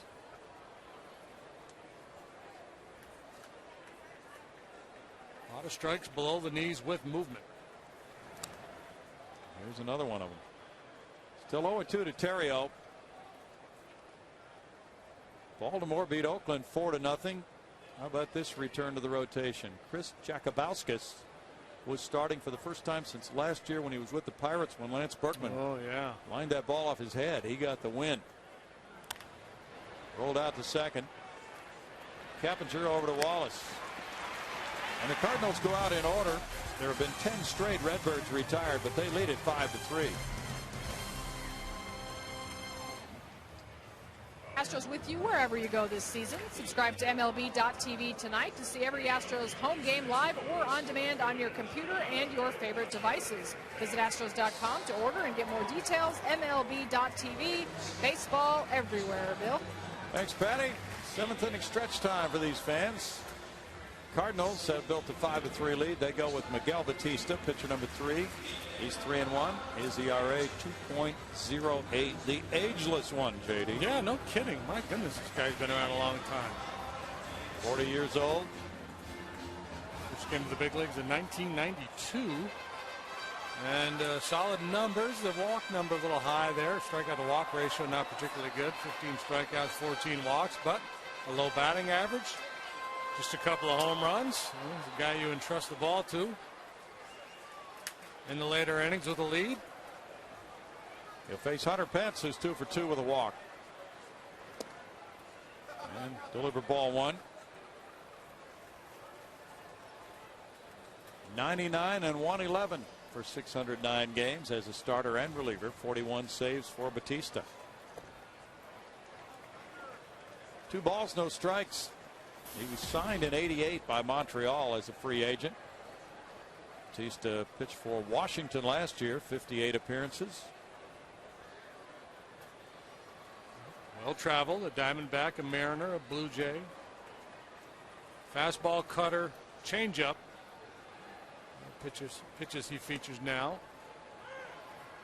Used to mix in the occasional curveball, not so much anymore. You don't pitch as long as he did without making changes and adjustments along the way. Trevor Miller's warming up from the left side. One of the things that helped prolong Nolan Ryan's career. He started throwing that changeup more often. Sure did. Yeah, he came up with a dandy too.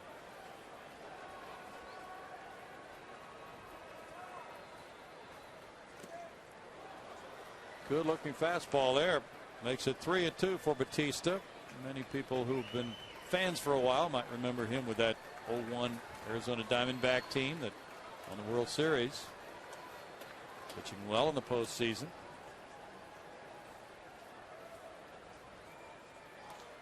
Foul back. Drops that arm angle a little bit. He's been tough on right-handed hitters this year. They're hitting just 191 against him. He's kind of a renaissance man, isn't he? Didn't he? Yes. Write poetry. And right. Yep. Forms music. Fly ball in the infield. Pujols comes over. That's 1 out for Batista. Carlos Lee will follow. He had a 2-run homer in the first. He's walked and grounded out as well. Batista has worked a couple of times this year against the Astros. Has not allowed an earned run. Jeff Keppinger's on deck.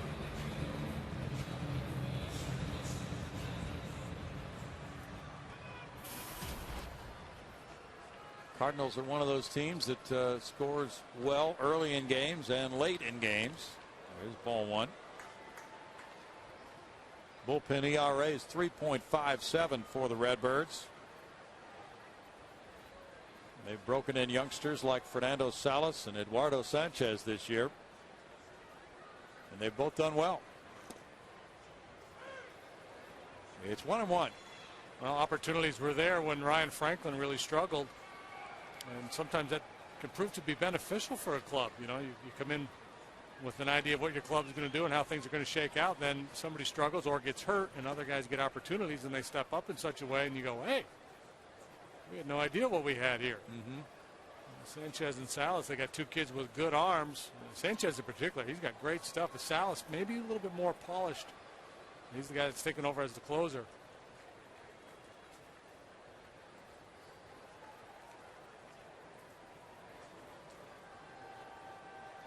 Batista, one of those guys who can be used in a variety of roles.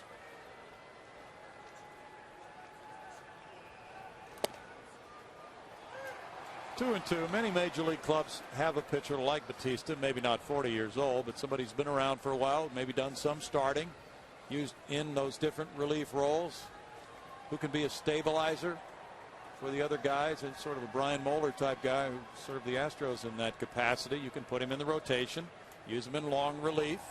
He understands what his role is.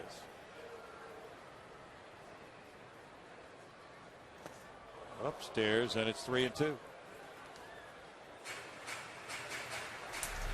Ben working him away. Now this fastball got away, sailed up and in on El Caballo. Carlos 3 out of 17 in his career against Batista.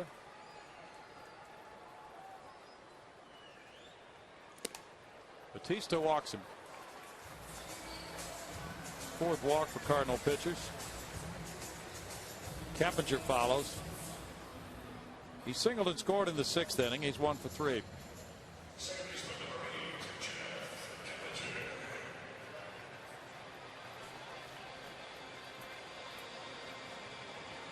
Brett Wallace is on deck. That's probably why Trevor Miller's warming up.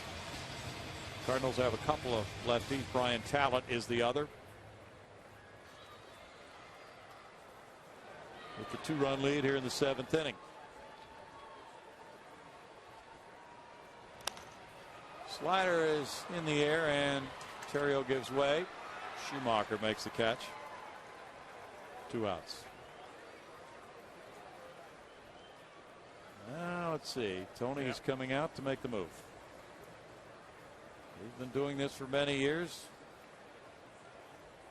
Back to his days with Oakland when he'd wheel and deal out of that bullpen. Chicago White Sox prior to that. He actually, according to one story recently, wore a bulletproof vest for a game when he was managing the White Sox. He had had some death threats. 5-3 St. Louis. Back in a moment. The fans are watching former Astro Trevor Miller warm up after 40-year-old Miguel Batista pitched. Here's a pitcher who just turned 38 coming in, JD. Yeah, well, you get that lefty specialist role. You can last a good long while. See, he's been used 26 times, but only 11 2/3 innings, so typically comes in to get a tough left-handed hitter out, and then heads to the dugout, passes the baton along to the next guy. Good work if you can get it. If you're going to keep that job, you've got to be successful a very high percentage of the time. In his career, left-handed hitters have hit .221 against Trevor. Eduardo Sanchez warming up, but Brett Wallace this season has faced Trevor twice. He got a hit off him the first time here at Houston, and he walked the second time. Both of those at-bats were in a late April series here. And the throw goes over. Trevor leads all major league left-handers in appearances the last 8 years. Eduardo Sanchez warming up. But then how many lefty relievers have been pitching for the last 8 years? Probably just a handful. He's been piling up those appearances. Darren Oliver. Yeah, he's one. The classic loogie. Lefty only one out guy. Yes. That's right. Trevor, second round pick by the Tigers in '91. He's from Louisville.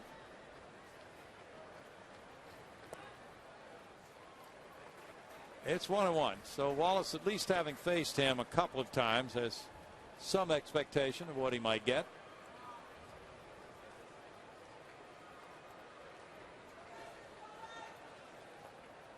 Get that low 3/4 arm angle, a little bit of a crossfire delivery. He's going to throw a lot of sweeping sliders. That one's taken for a ball, and it's 2-1.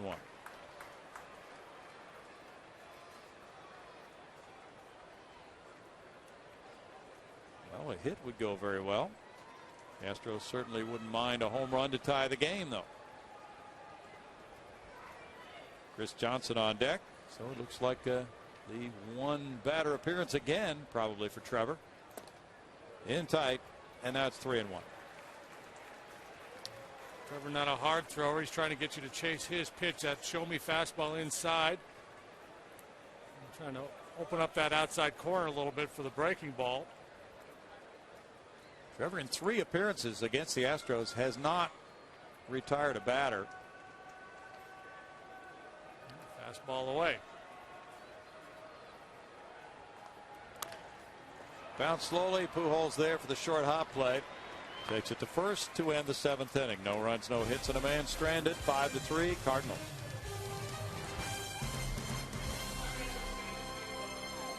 Fourth inning, snapping a 2-2 tie.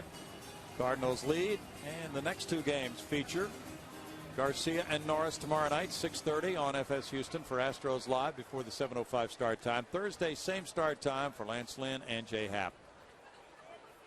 Jaime Garcia pitching very well, and Bud Norris has been excellent against the Cardinals in his career.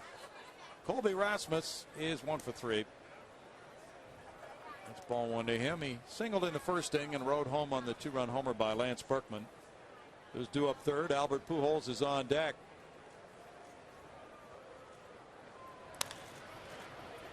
Wallace backhands. Tosses to Del Rosario. There's 1 out.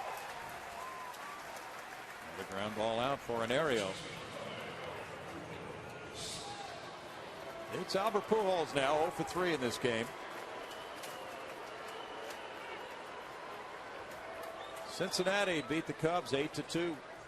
Edinson Volquez is back, and he won. He's 4-2 now. Doug Davis, the loser, 0-5 with a 6.38 ERA. And the Reds are 2 games above 500 with the win, 32-30. So that's 8 in a row now the Cubs have dropped? Yes, it is.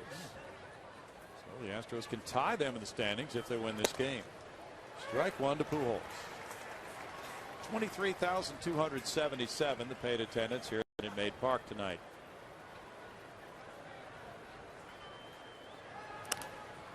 Foul back. No balls, 2 strikes. Atlanta beat Florida 1-0 at Florida. Braves 1-0. Indians 1-0. Both finals. Tommy Hanson won that one, his 7th win. Greg Kimbrell got his 18th save.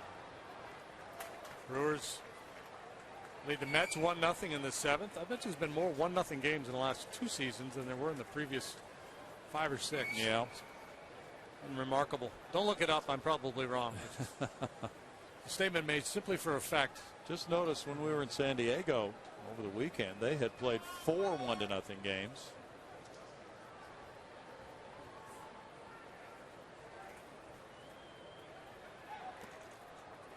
It's 1-2. The Phillies lost to the Dodgers 6-2, so Oswald is 3-4. Ruby De La Rosa the winner, and Matt Kemp at his 17th home run. A nice year for Kemp.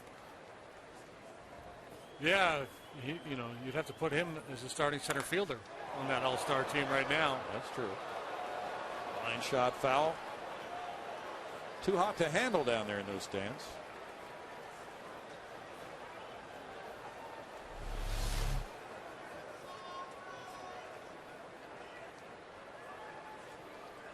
Yeah, you don't want to get in front of that one.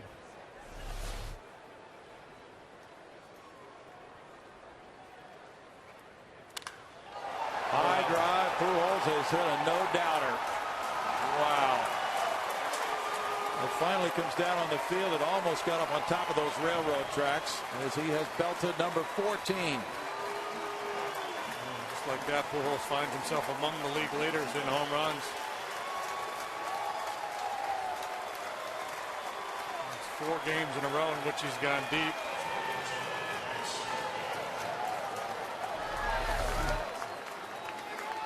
Sinker just didn't sink enough. It's his 41st career long ball against the Astros.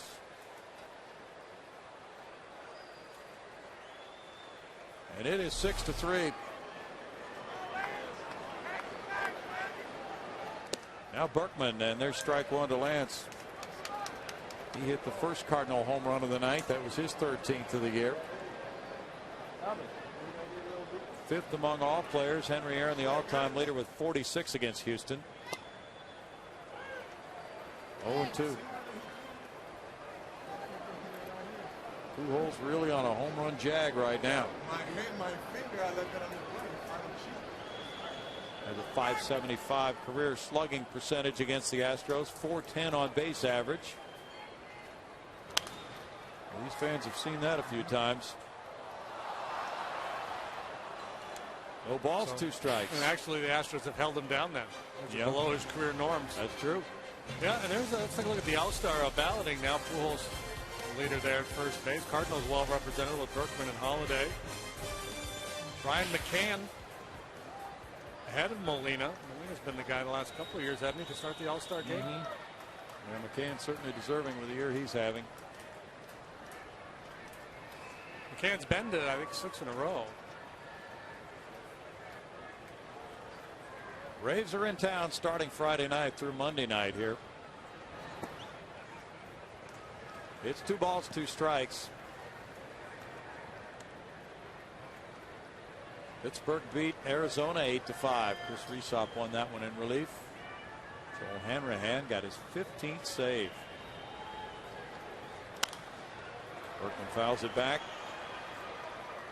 You can just imagine, as you said earlier, there haven't been many games when Berkman, Pujols, and Holiday have all been healthy and productive this year. Just imagine what they might do if they get all 3 of them back and producing. 3-2. Yeah. It's about as good as it gets, isn't it? Yeah. In the middle of an order. It would be hard to think of a trio any more fearsome than those 3 right now in the game.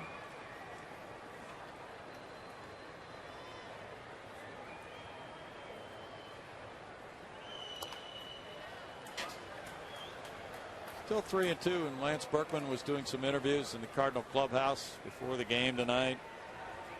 Reporters were asking him about coming back to play Houston. He said, well, it's kind of a different feel now with the team about to be sold. He takes a 1-out walk. See what's going on. Matt Kemp with 14 runs batted in last week. McCutchen 11 for 22. The Tigers' Bosch has really heated up. Yeah, he had a big day yesterday. Tyler Colvin, he was called up when we were in Chicago. That hasn't worked out too well. He's scuffling. Yeah, they've been pitching well, but the A's have not been scoring runs. They're in last place in their division. John Jay is 0 for 2. Entering the game for the injured Alan Craig. Didn't realize that in the, I believe it was the Saturday game with the Cubs and Cardinals, JD, when Pujols hit the game-winning homer in the 12th. Tony La Russa had used all of his position players at that time. So the Cubs could have walked a couple guys. Line drive left field. Carlos Lee over with the running catch. Gets it back into Barmas. 2 outs. And he could have forced the hand of La Russa by putting on Pujols and whoever was hitting behind him, because then the pitcher spot was 2 up at that point. 2 outs. Well, of course, Pujols wound up getting a pitch to hit and winning the game. And Mike Quades had to live with a lot of those questions. Yadier Molina 1 for 3. Well, 2 outs, nobody on, or, you know. And then in the other game, I think he was leading off an inning. Yeah. You're not going to walk him leading off an inning. And No. 2 outs, nobody on. It's not a situation you're likely to walk him. Fly ball. Hunter Pence over near the right field line. Running out of room, but he snags it. And in the 8th inning, the Pujols homer, his 14th, puts the Cardinals up by 3 again, 6-3.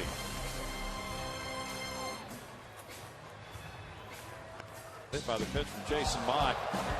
Got an RBI the painful way, as that one came with the bases loaded, scoring Jeff Keppinger. Downs leads the club in pinch RBIs. That's his 5th. That one's going to hurt for a while. Yeah, tough way to get an RBI. Dangerous pitch, chin high. Another guy that can deliver the mail, this young right-hander, Eduardo Sanchez, a very hard throw. He's got 31 strikeouts in 25 and 2/3 innings. He's allowed just 14 hits. That's a 167 batting average.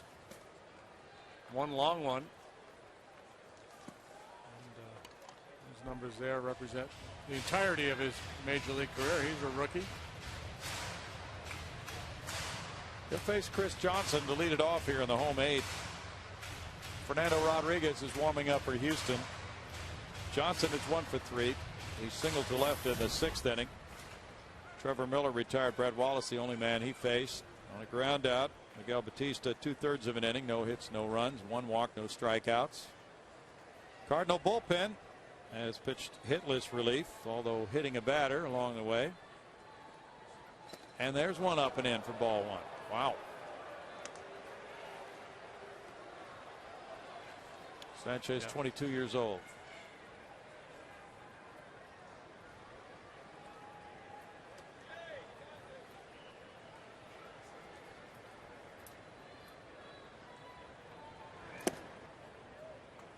It's a 2-ball, no strike count rather to Chris Johnson. He'll sit right around 93, 94 miles an hour with the fastball. He can get a little bit more than that from time to time. Curveball and a changeup.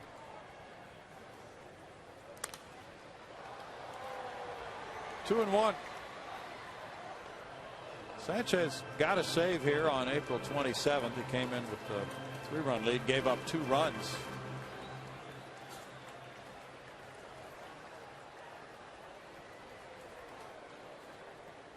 Then he had a hitless inning, closing out a 5-1 win in St. Louis. No save there. Up the right field line. John Jay runs over for it, slides. Ball's out of play. After what happened earlier to Alan Craig, he chose not to stand up on that one.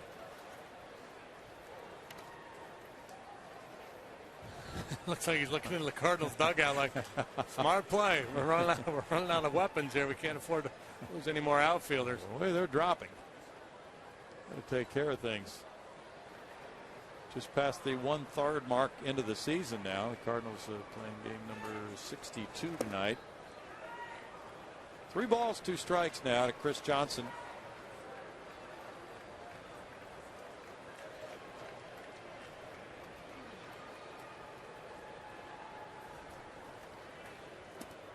And that's way outside for ball 4. CJ able to hang in there, but Sanchez was all over the place. Up and in, low and away. Lead off walk, and here's Toles. Yeah, CJ doesn't walk very often. Sanchez made it fairly easy for him to draw that free one. So 8. Yeah, patience really an important attribute here against this guy. Yes. J.R. Toles double to right center. He's 1 for 3. Jason Michaels comes out to the on-deck circle with a pitcher spot due up next.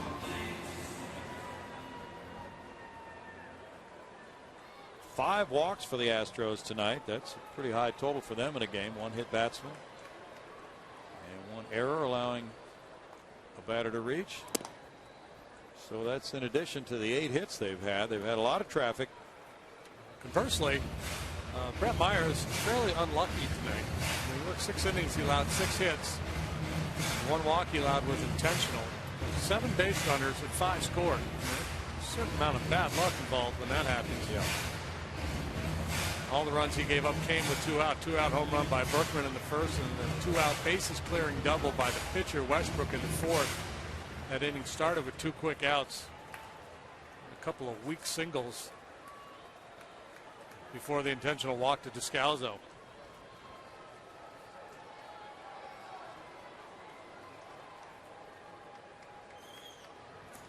Way outside, and that one got by Molina. 2-0. This guy's no day at the beach to catch.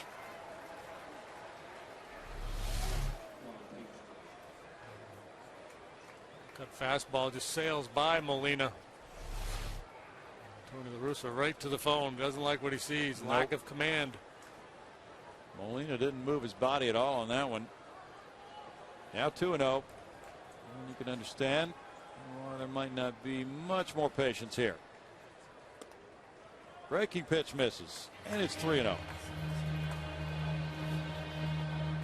Fernando Salas is warming up.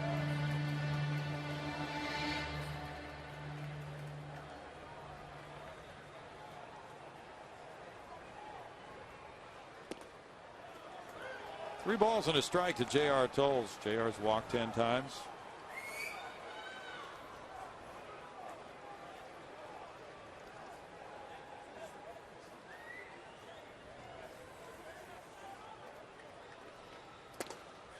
That's another walk.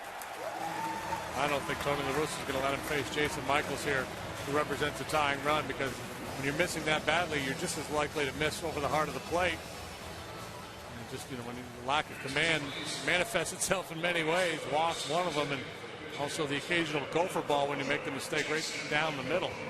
Dave Duncan with a follow-up phone call to the pen to see if Salas is ready. And Tony wants Molina to go out and talk to him and slow things down, buy some time for Salas.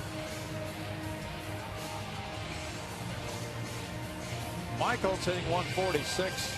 We'll wait for this conference to occur and maybe face somebody else. It would appear that he will. Michael Bourne on deck as Sanchez gets loose. They're buying him a few more pitches now. And then when they get back to home plate, that's probably the time that Tony comes up those steps. And by that time, Salas has thrown about 5 or 6 more pitches in the bullpen.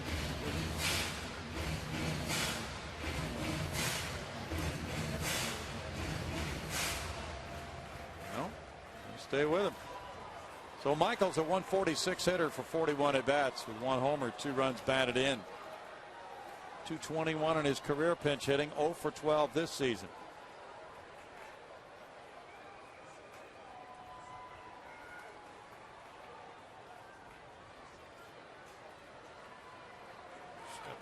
Boy, yeah, that's a long time to wait. Now they're going to make the change. Is that a sign for him to delay that long on the mound? You'd think they would have made the move by now, but they just bought Salas a few more pitches. Yeah. Probably had told Molina to have him hold the ball. That's pretty cagey. So now La Russa has gone to the home plate umpire. He'll make a double switch. He's going to call John Jay in from right field.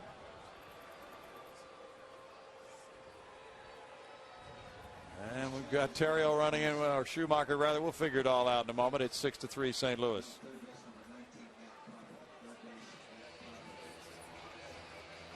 Skip Schumacher, who's now an outfielder again. He's moved from second base to right field. John Jay coming in. Matt Carpenter takes over at third base. Daniel Descalzo has moved from third base to second base.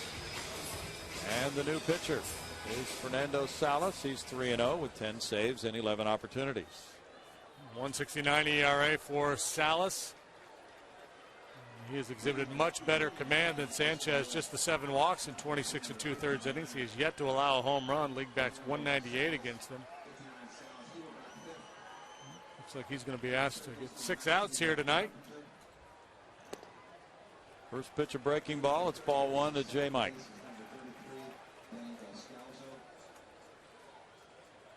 Pitchers batting in the 5th spot for La Russa now.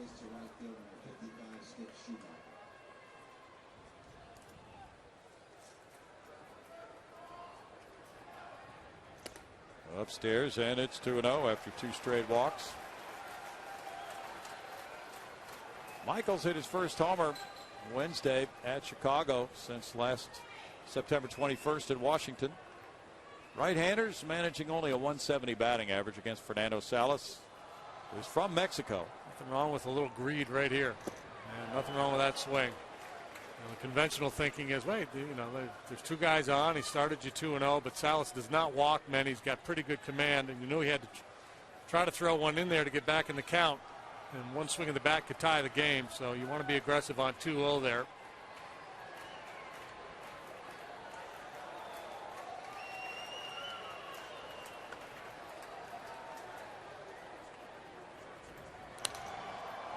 Fouled away, 2-2. Johnson at second, Tolles at first, nobody out.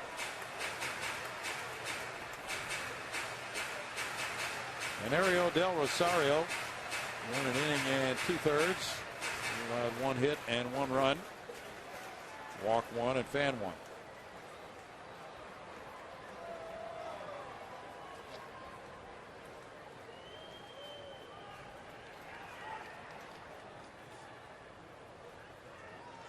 Red Sox beat the Yankees at Yankee Stadium 6-4. Brad Mills hoping Jason Michaels could keep this inning going for him, with Michael Bourne on deck. John Lester going to 8-2 with that Red Sox win. Check swing roller goes foul, and it's still 2-2. Jonathan Papelbon got his 12th save. He had appealed that 4-game suspension. Freddie Garcia lost it for the Yankees. Ellsbury and Ortiz went deep for the Red Sox. That's Big Papa's 14th of the year. What did Papelbon get suspended for? He bumped an umpire.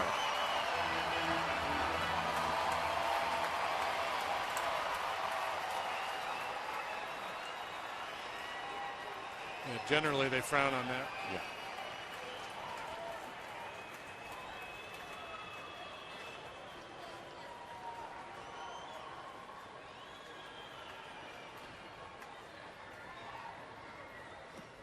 In the dirt, it kicks away, but not far enough to allow for any advance, and it's a full count now.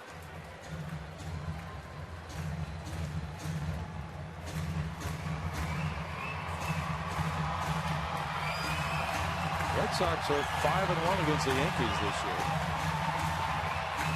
They have really turned it around after that 2-10 start or something like that.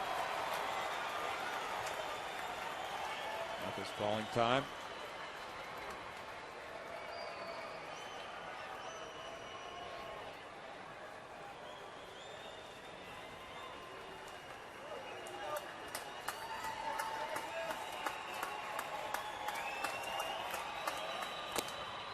Hey, walking.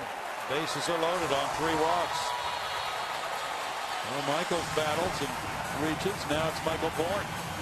Not the most exciting play in baseball, the walk, but sure proved effective. The Cardinals with a fairly comfortable lead, and all of a sudden it's gotten very uncomfortable in the Cardinal dugout. And Brad Mills makes me feel pretty optimistic about his chances here. Bases loaded on walks, nobody out. Now the lineup turns over. Bourne is 1 for 4. Third baseman in close. And strike 1. Nice let up here by Salas.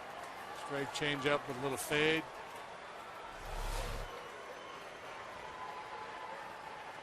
He got his first save in that series here back in April.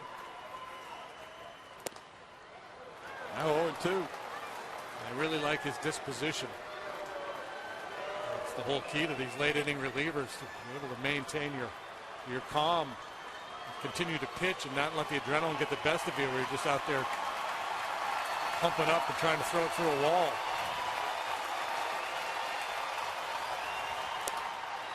Struck him out. 1 out, and now it's Barmas. Tough night for Michael. A couple of big strikeouts his last 2 at bats, and Salas really worked him well, going soft early to slow the bat down, and then coming back with that high heater. Bases loaded, 1 out. In the 6th, Michael struck out. Bases loaded, nobody out here in the 8th. Same result. Barmas 0 for 4. The Astros have not come through except for that hit batsman with the bases loaded. Hunter Pence on deck. Strike 1 to Barmas. As JD mentioned, Salas got his first save here in a wild one, 11-7. The Cardinals won that one back on the 28th of April. And then he got another save against the Astros in a 4-2 Cardinal win in May in St. Louis. He's pitched 3 times, pitched scoreless ball each time against Houston. Fly ball to center and shallow. Rasmus in. Short throw to the plate, and everybody's going to hold. He threw that easily on the fly, out number 2. Not one of the better breaking balls that Salas has thrown. A bit of a hanger, but off speed enough to catch Flynn out on his front foot and induce that lazy fly ball. In no sense trying to do anything on the bases here. I just got away with that one.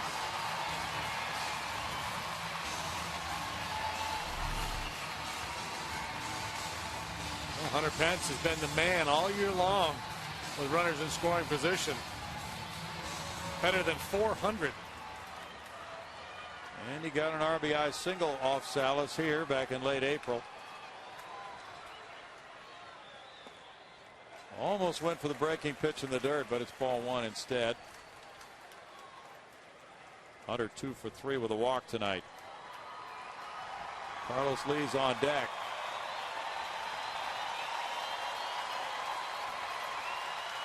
If this is going to be a 2-inning save for Salas, he's using up a lot of pitches in the first inning.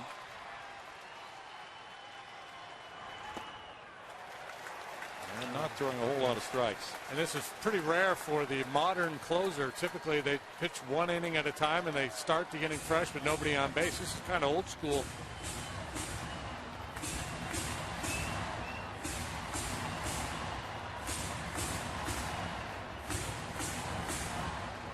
Lance Berkman's at the edge of the warning track and left.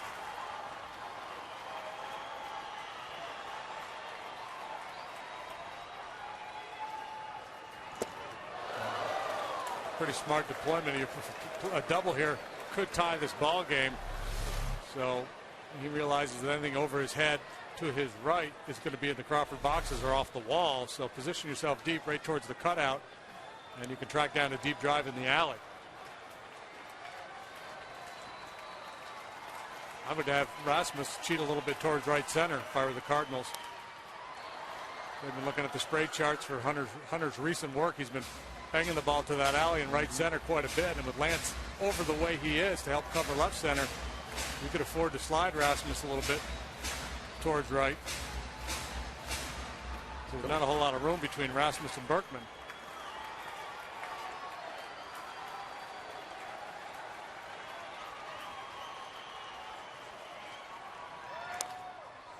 Fouled away. Good battle right here. Salas and Pence. Salas pitcher number 6 for La Russa tonight.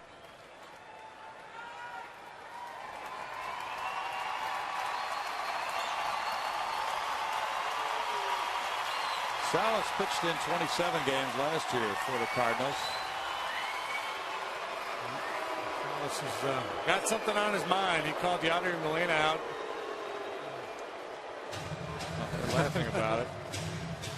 Pujols wants to make sure he gets his 2 cents in. Before you guys do anything silly here, let me tell you what I think.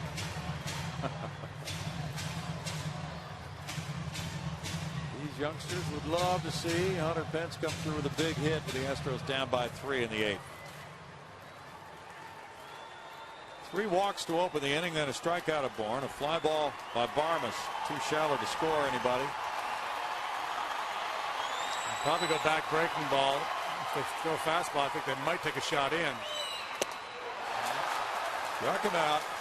And in the 8th inning, it's no runs, no hits. 3 men stranded. Moving to the 9th, 6-3 Cardinals.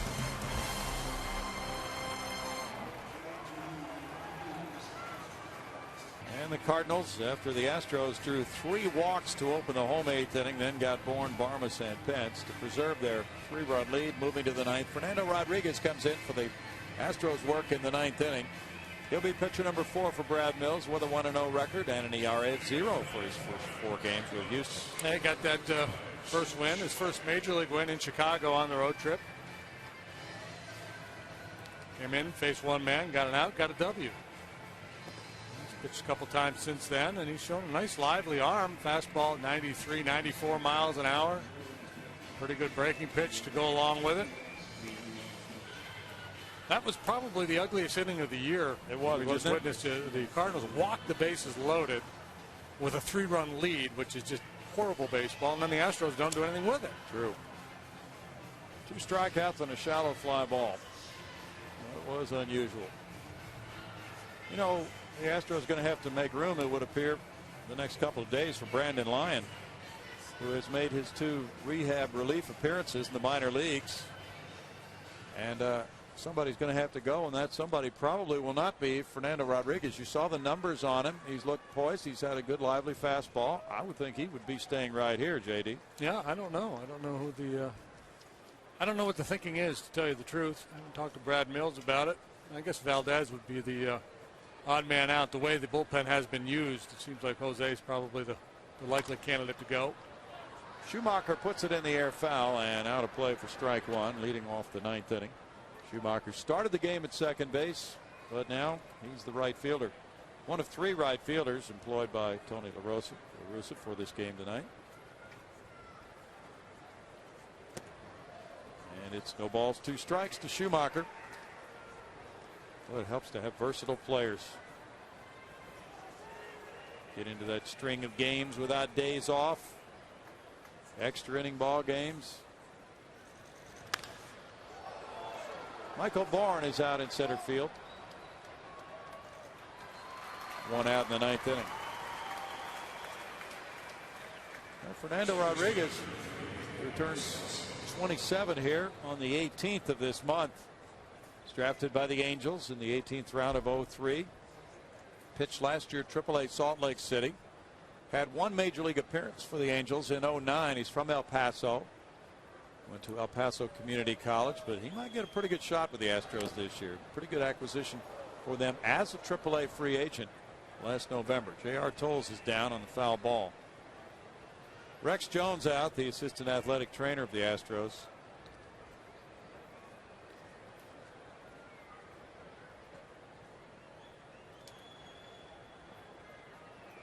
Descalzo fouled that ball, and Tolles is feeling it. Ricocheted around.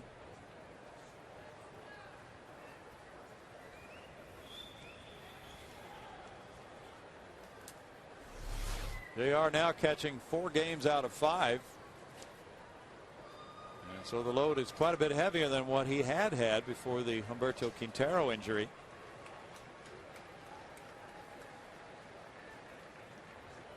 Quintero with a high ankle sprain from that collision at the plate with Ryan Roberts of Arizona, not really responding that well.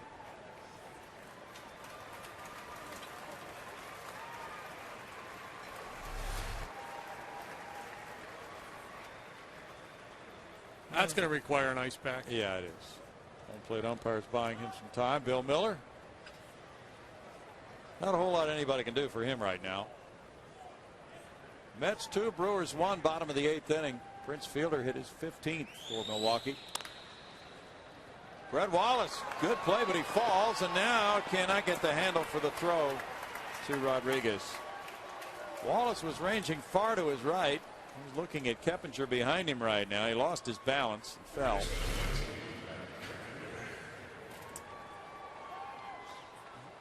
Showing good range, but feet going out from underneath him, and then he couldn't get the handle.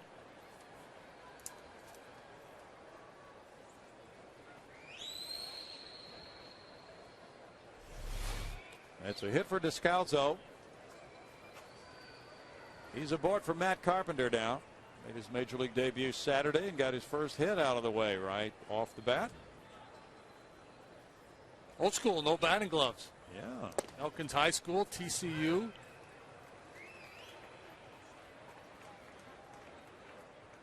And was a big Lance Berkman fan as a kid. Had an autographed jersey of Lance in his room, hanging in his room at home.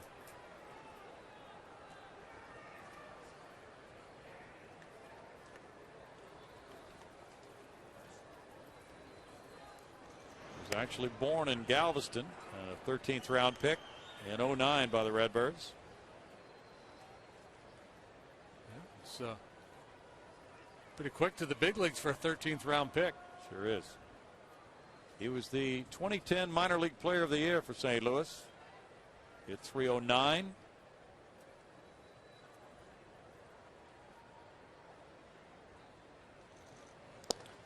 Pretty keen eye throughout his minor league time. He's drawn a lot of walks.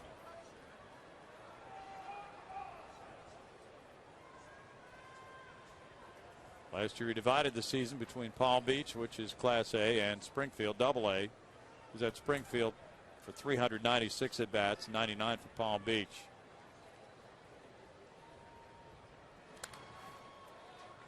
1 ball, 2 strikes.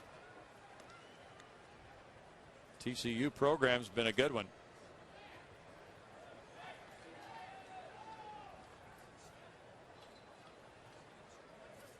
When Carpenter left the Horned Frogs, he was their career leader in games played and at bats.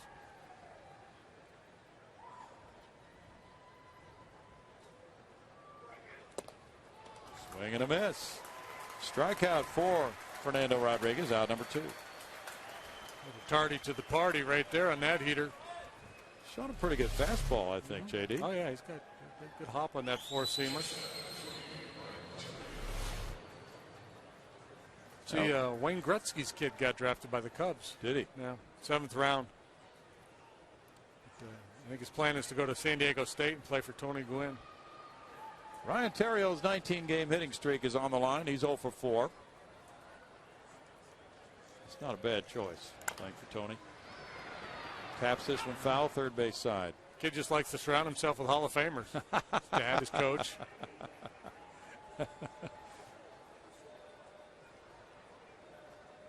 Ryan Theriot became the 5th different player to start on opening day at shortstop for the Cardinals in the last 5 years.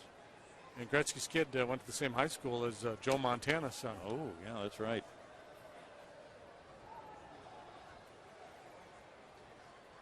David Eckstein, Cesar Izturis, Khalil Green, and Brendan Ryan before Ryan Theriot as their opening day shortstops. This one gets away from JR. That'll allow the advance of Descalzo to second base. JR's still not moving too well. He's still suffering the effects of that foul ball. Pass ball.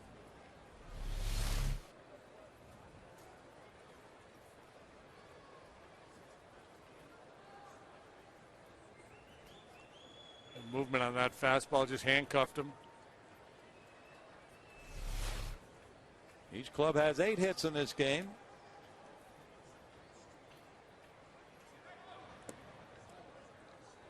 Curveball makes it 2-1. Detroit 7, Texas 1. They're in the bottom of the 8th in Arlington.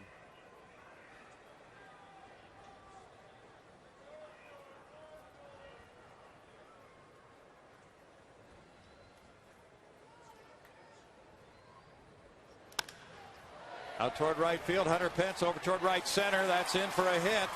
Theriot extends his hitting streak to 20 games, gets an RBI, makes it 7-3 on a double. 20-game hitting streak for Theriot. That's his 22nd run batted in.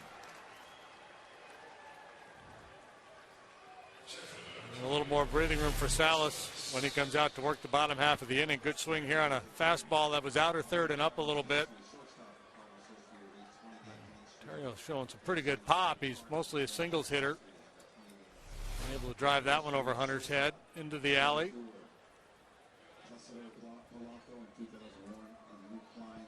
Now Colby Rasmus, he's 1 for 4. Singleton scored on the Berkman 2-run homer in the first. And that's strike 1 to Rasmus.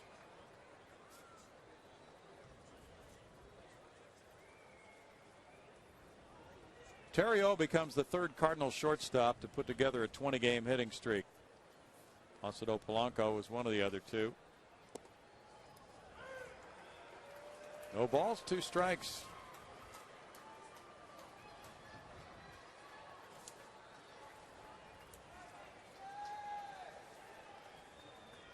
Theriot's walked 12 times this year. Pretty aggressive sort. Rasmus is down on strikes, and it's 1 run, 2 hits, and a man left. The Cardinals lead 7-3. Bottom of the 9th inning ahead. Glad to hear from you. Back to you guys upstairs. Thank you, Greg. Here's Carlos Lee. It's 7-3 Cardinals. He hit a 2-run homer in the first. He's walked twice as well. Taking ball 1 from Salas. 9 hits for the Redbirds, 8 for the Astros. The Cardinals have the only error. They've left 4. The Astros have stranded 12 tonight. Left the bases loaded 3 times. They had a rough series in San Diego, hitting with men in scoring position, and tonight has not been much of an improvement, if any at all. 0 for 8 tonight.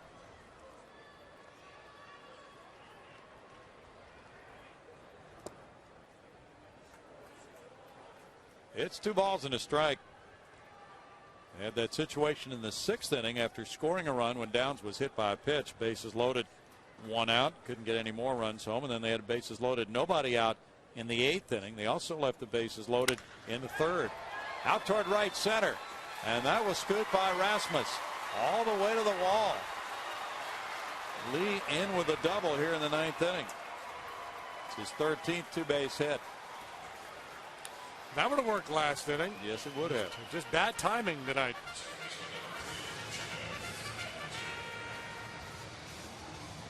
Astros have had all kinds of traffic. They've had men on in every inning.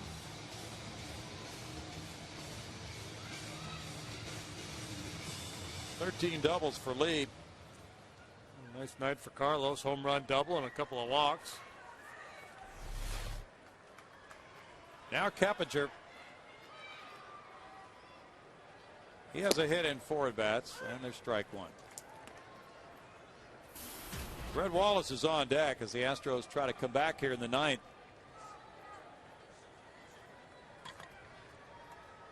Salas has thrown 23 pitches so far.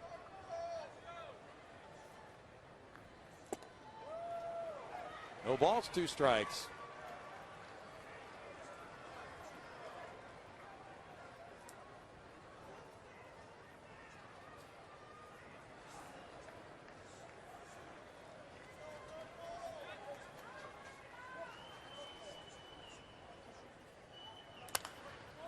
Popped up.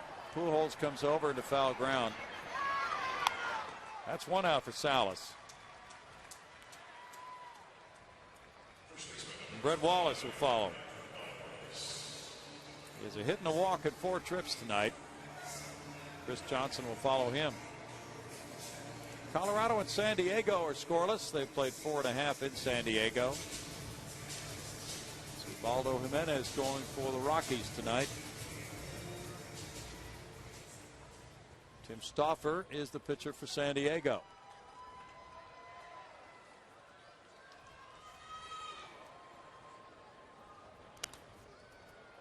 Strike 1 on the foul ball.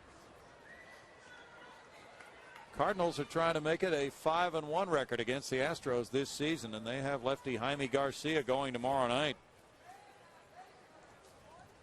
Garcia has gotten off to an outstanding start this year. He's not beaten the Astros in his career. 6-1 this season. Yeah, had a microscopic sub-2 ERA for the longest time. Then he got knocked around, I think, by the Rockies. Really gave it up and has since bounced back to pitch well last time out. Ryan Franklin's warming up for St. Louis.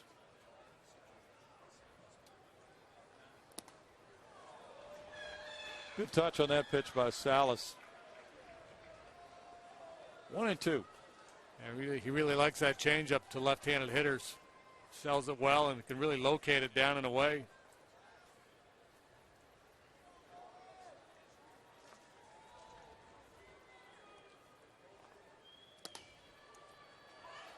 Two balls and 2 strikes. It's Tampa Bay 3, the Angels nothing. They're in the home 4th inning. B.J. Upton hit his 8th home run.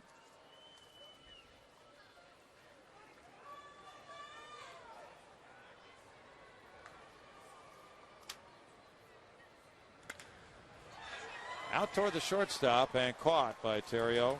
2 outs. He's kicking pitch a little bit. Yeah. He can execute a game plan. So soft and then 4-seam fastball in on the knuckles.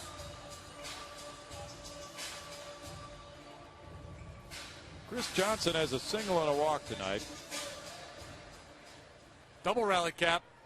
Yeah. Jason Bourgeois at the on-deck circle. J.R. Tolles due up next, but he appeared to be really hurting. There's ball 1.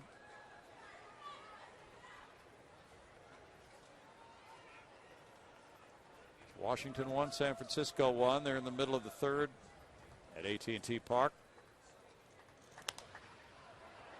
Foul ball here, and that will be out of play. There's quite a war of hit batsmen there with Washington and Arizona over the weekend, drilling guys right and left.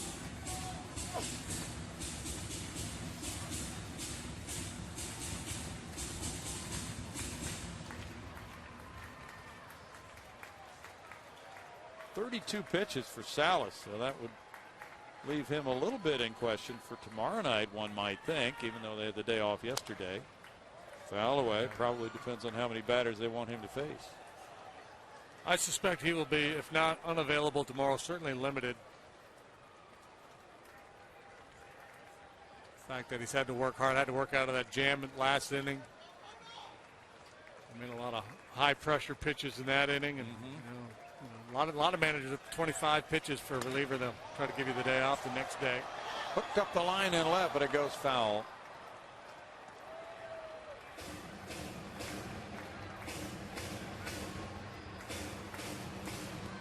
Still 1-2 for Chris Johnson.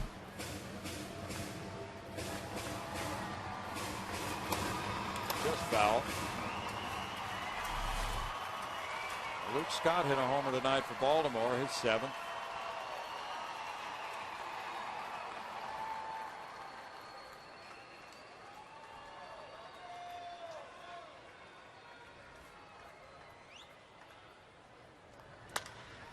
Up the right field line toward the corner, and that will drop fair and bounce out of play for a double.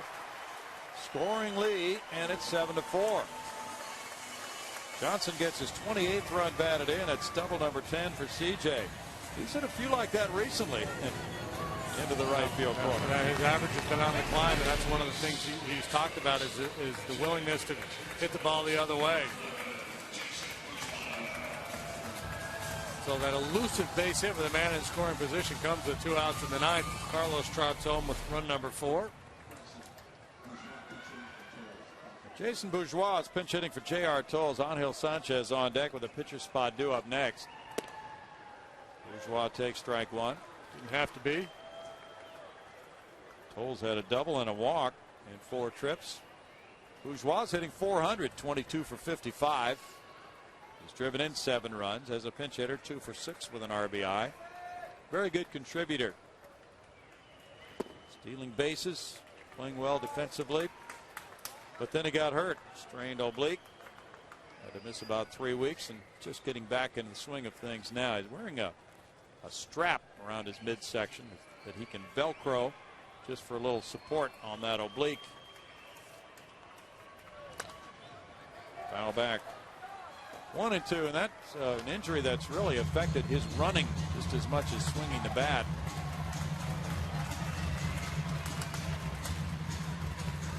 He was brought back from his minor league rehab assignment and joined the Astros in San Diego over the weekend.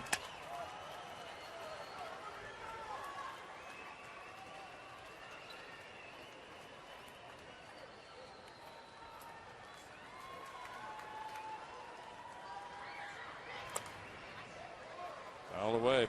Jason had a 7-game hitting streak when he got hurt. And he lost it in a pinch hit at bat when he returned.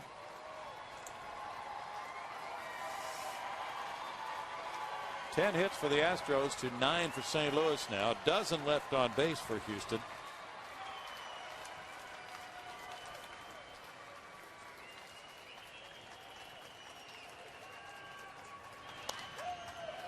Fouled away again.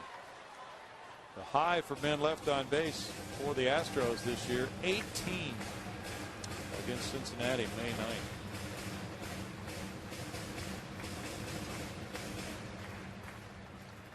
.40 pitches now for Salas.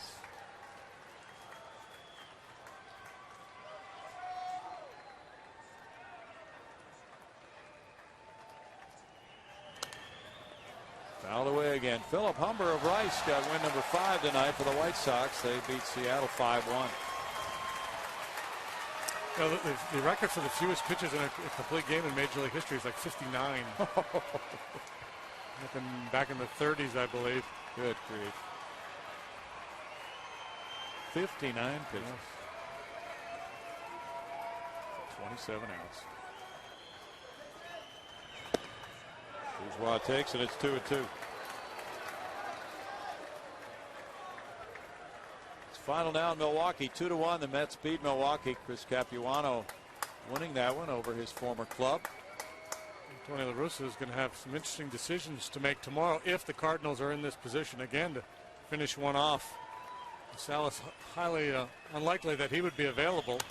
Sanchez struggling the way he did to throw strikes today. Yeah. But, that's the nature of baseball. And worry about that tomorrow. Just get this one and then move on. Those fellas are living the moment.